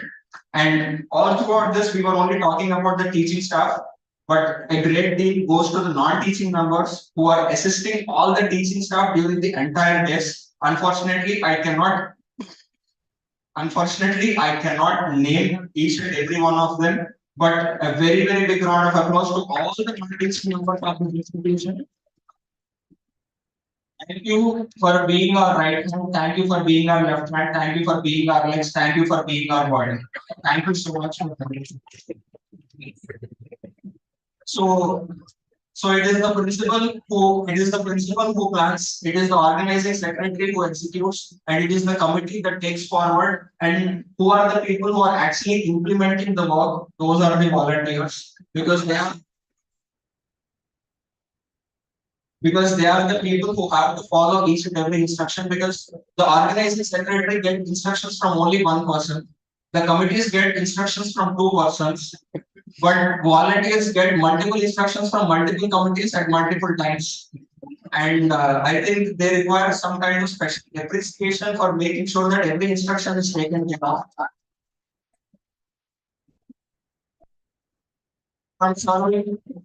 From serving food in the pandas, from delivering water to the resource persons for arranging the chairs which are completely thrown away after every plenary session, and for maintaining all the decorum during the entire 2 days. Volunteers play a very, very big role, and we are very, very thankful for them. For, as I told you before, they have to listen to too many instructions, but they did somehow. Thank you once again.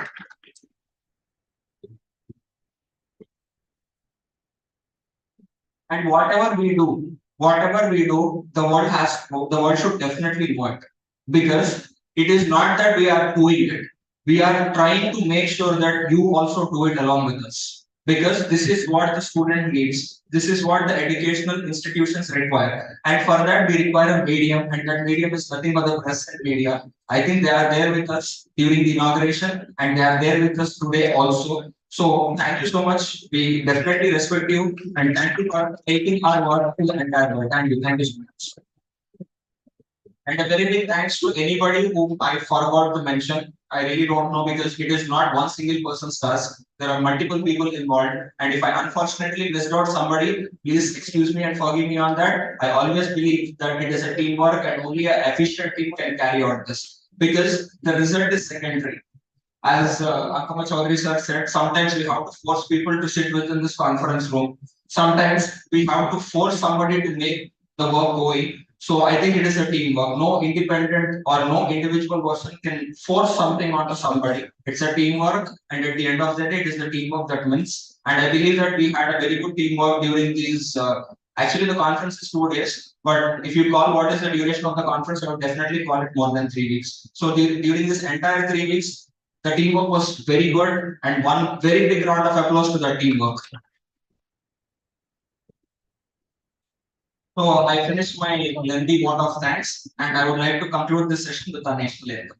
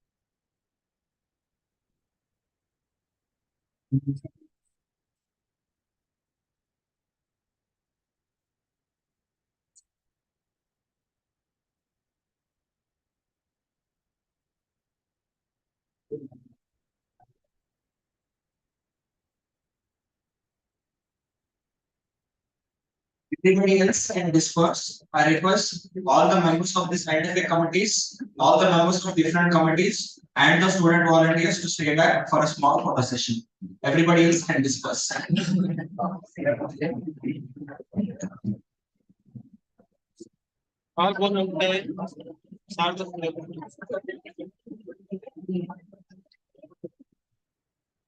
All the people, students of chips, not students of chips, anybody who came to this conference, buses are available outside the college. You can avail those services. Thank you.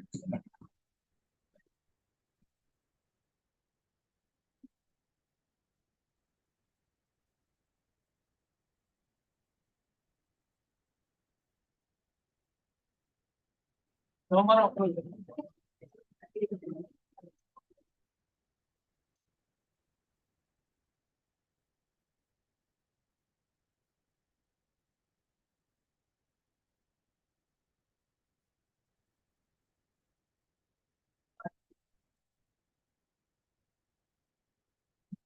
Prize ఇచ్చేది పంపిస్తారు.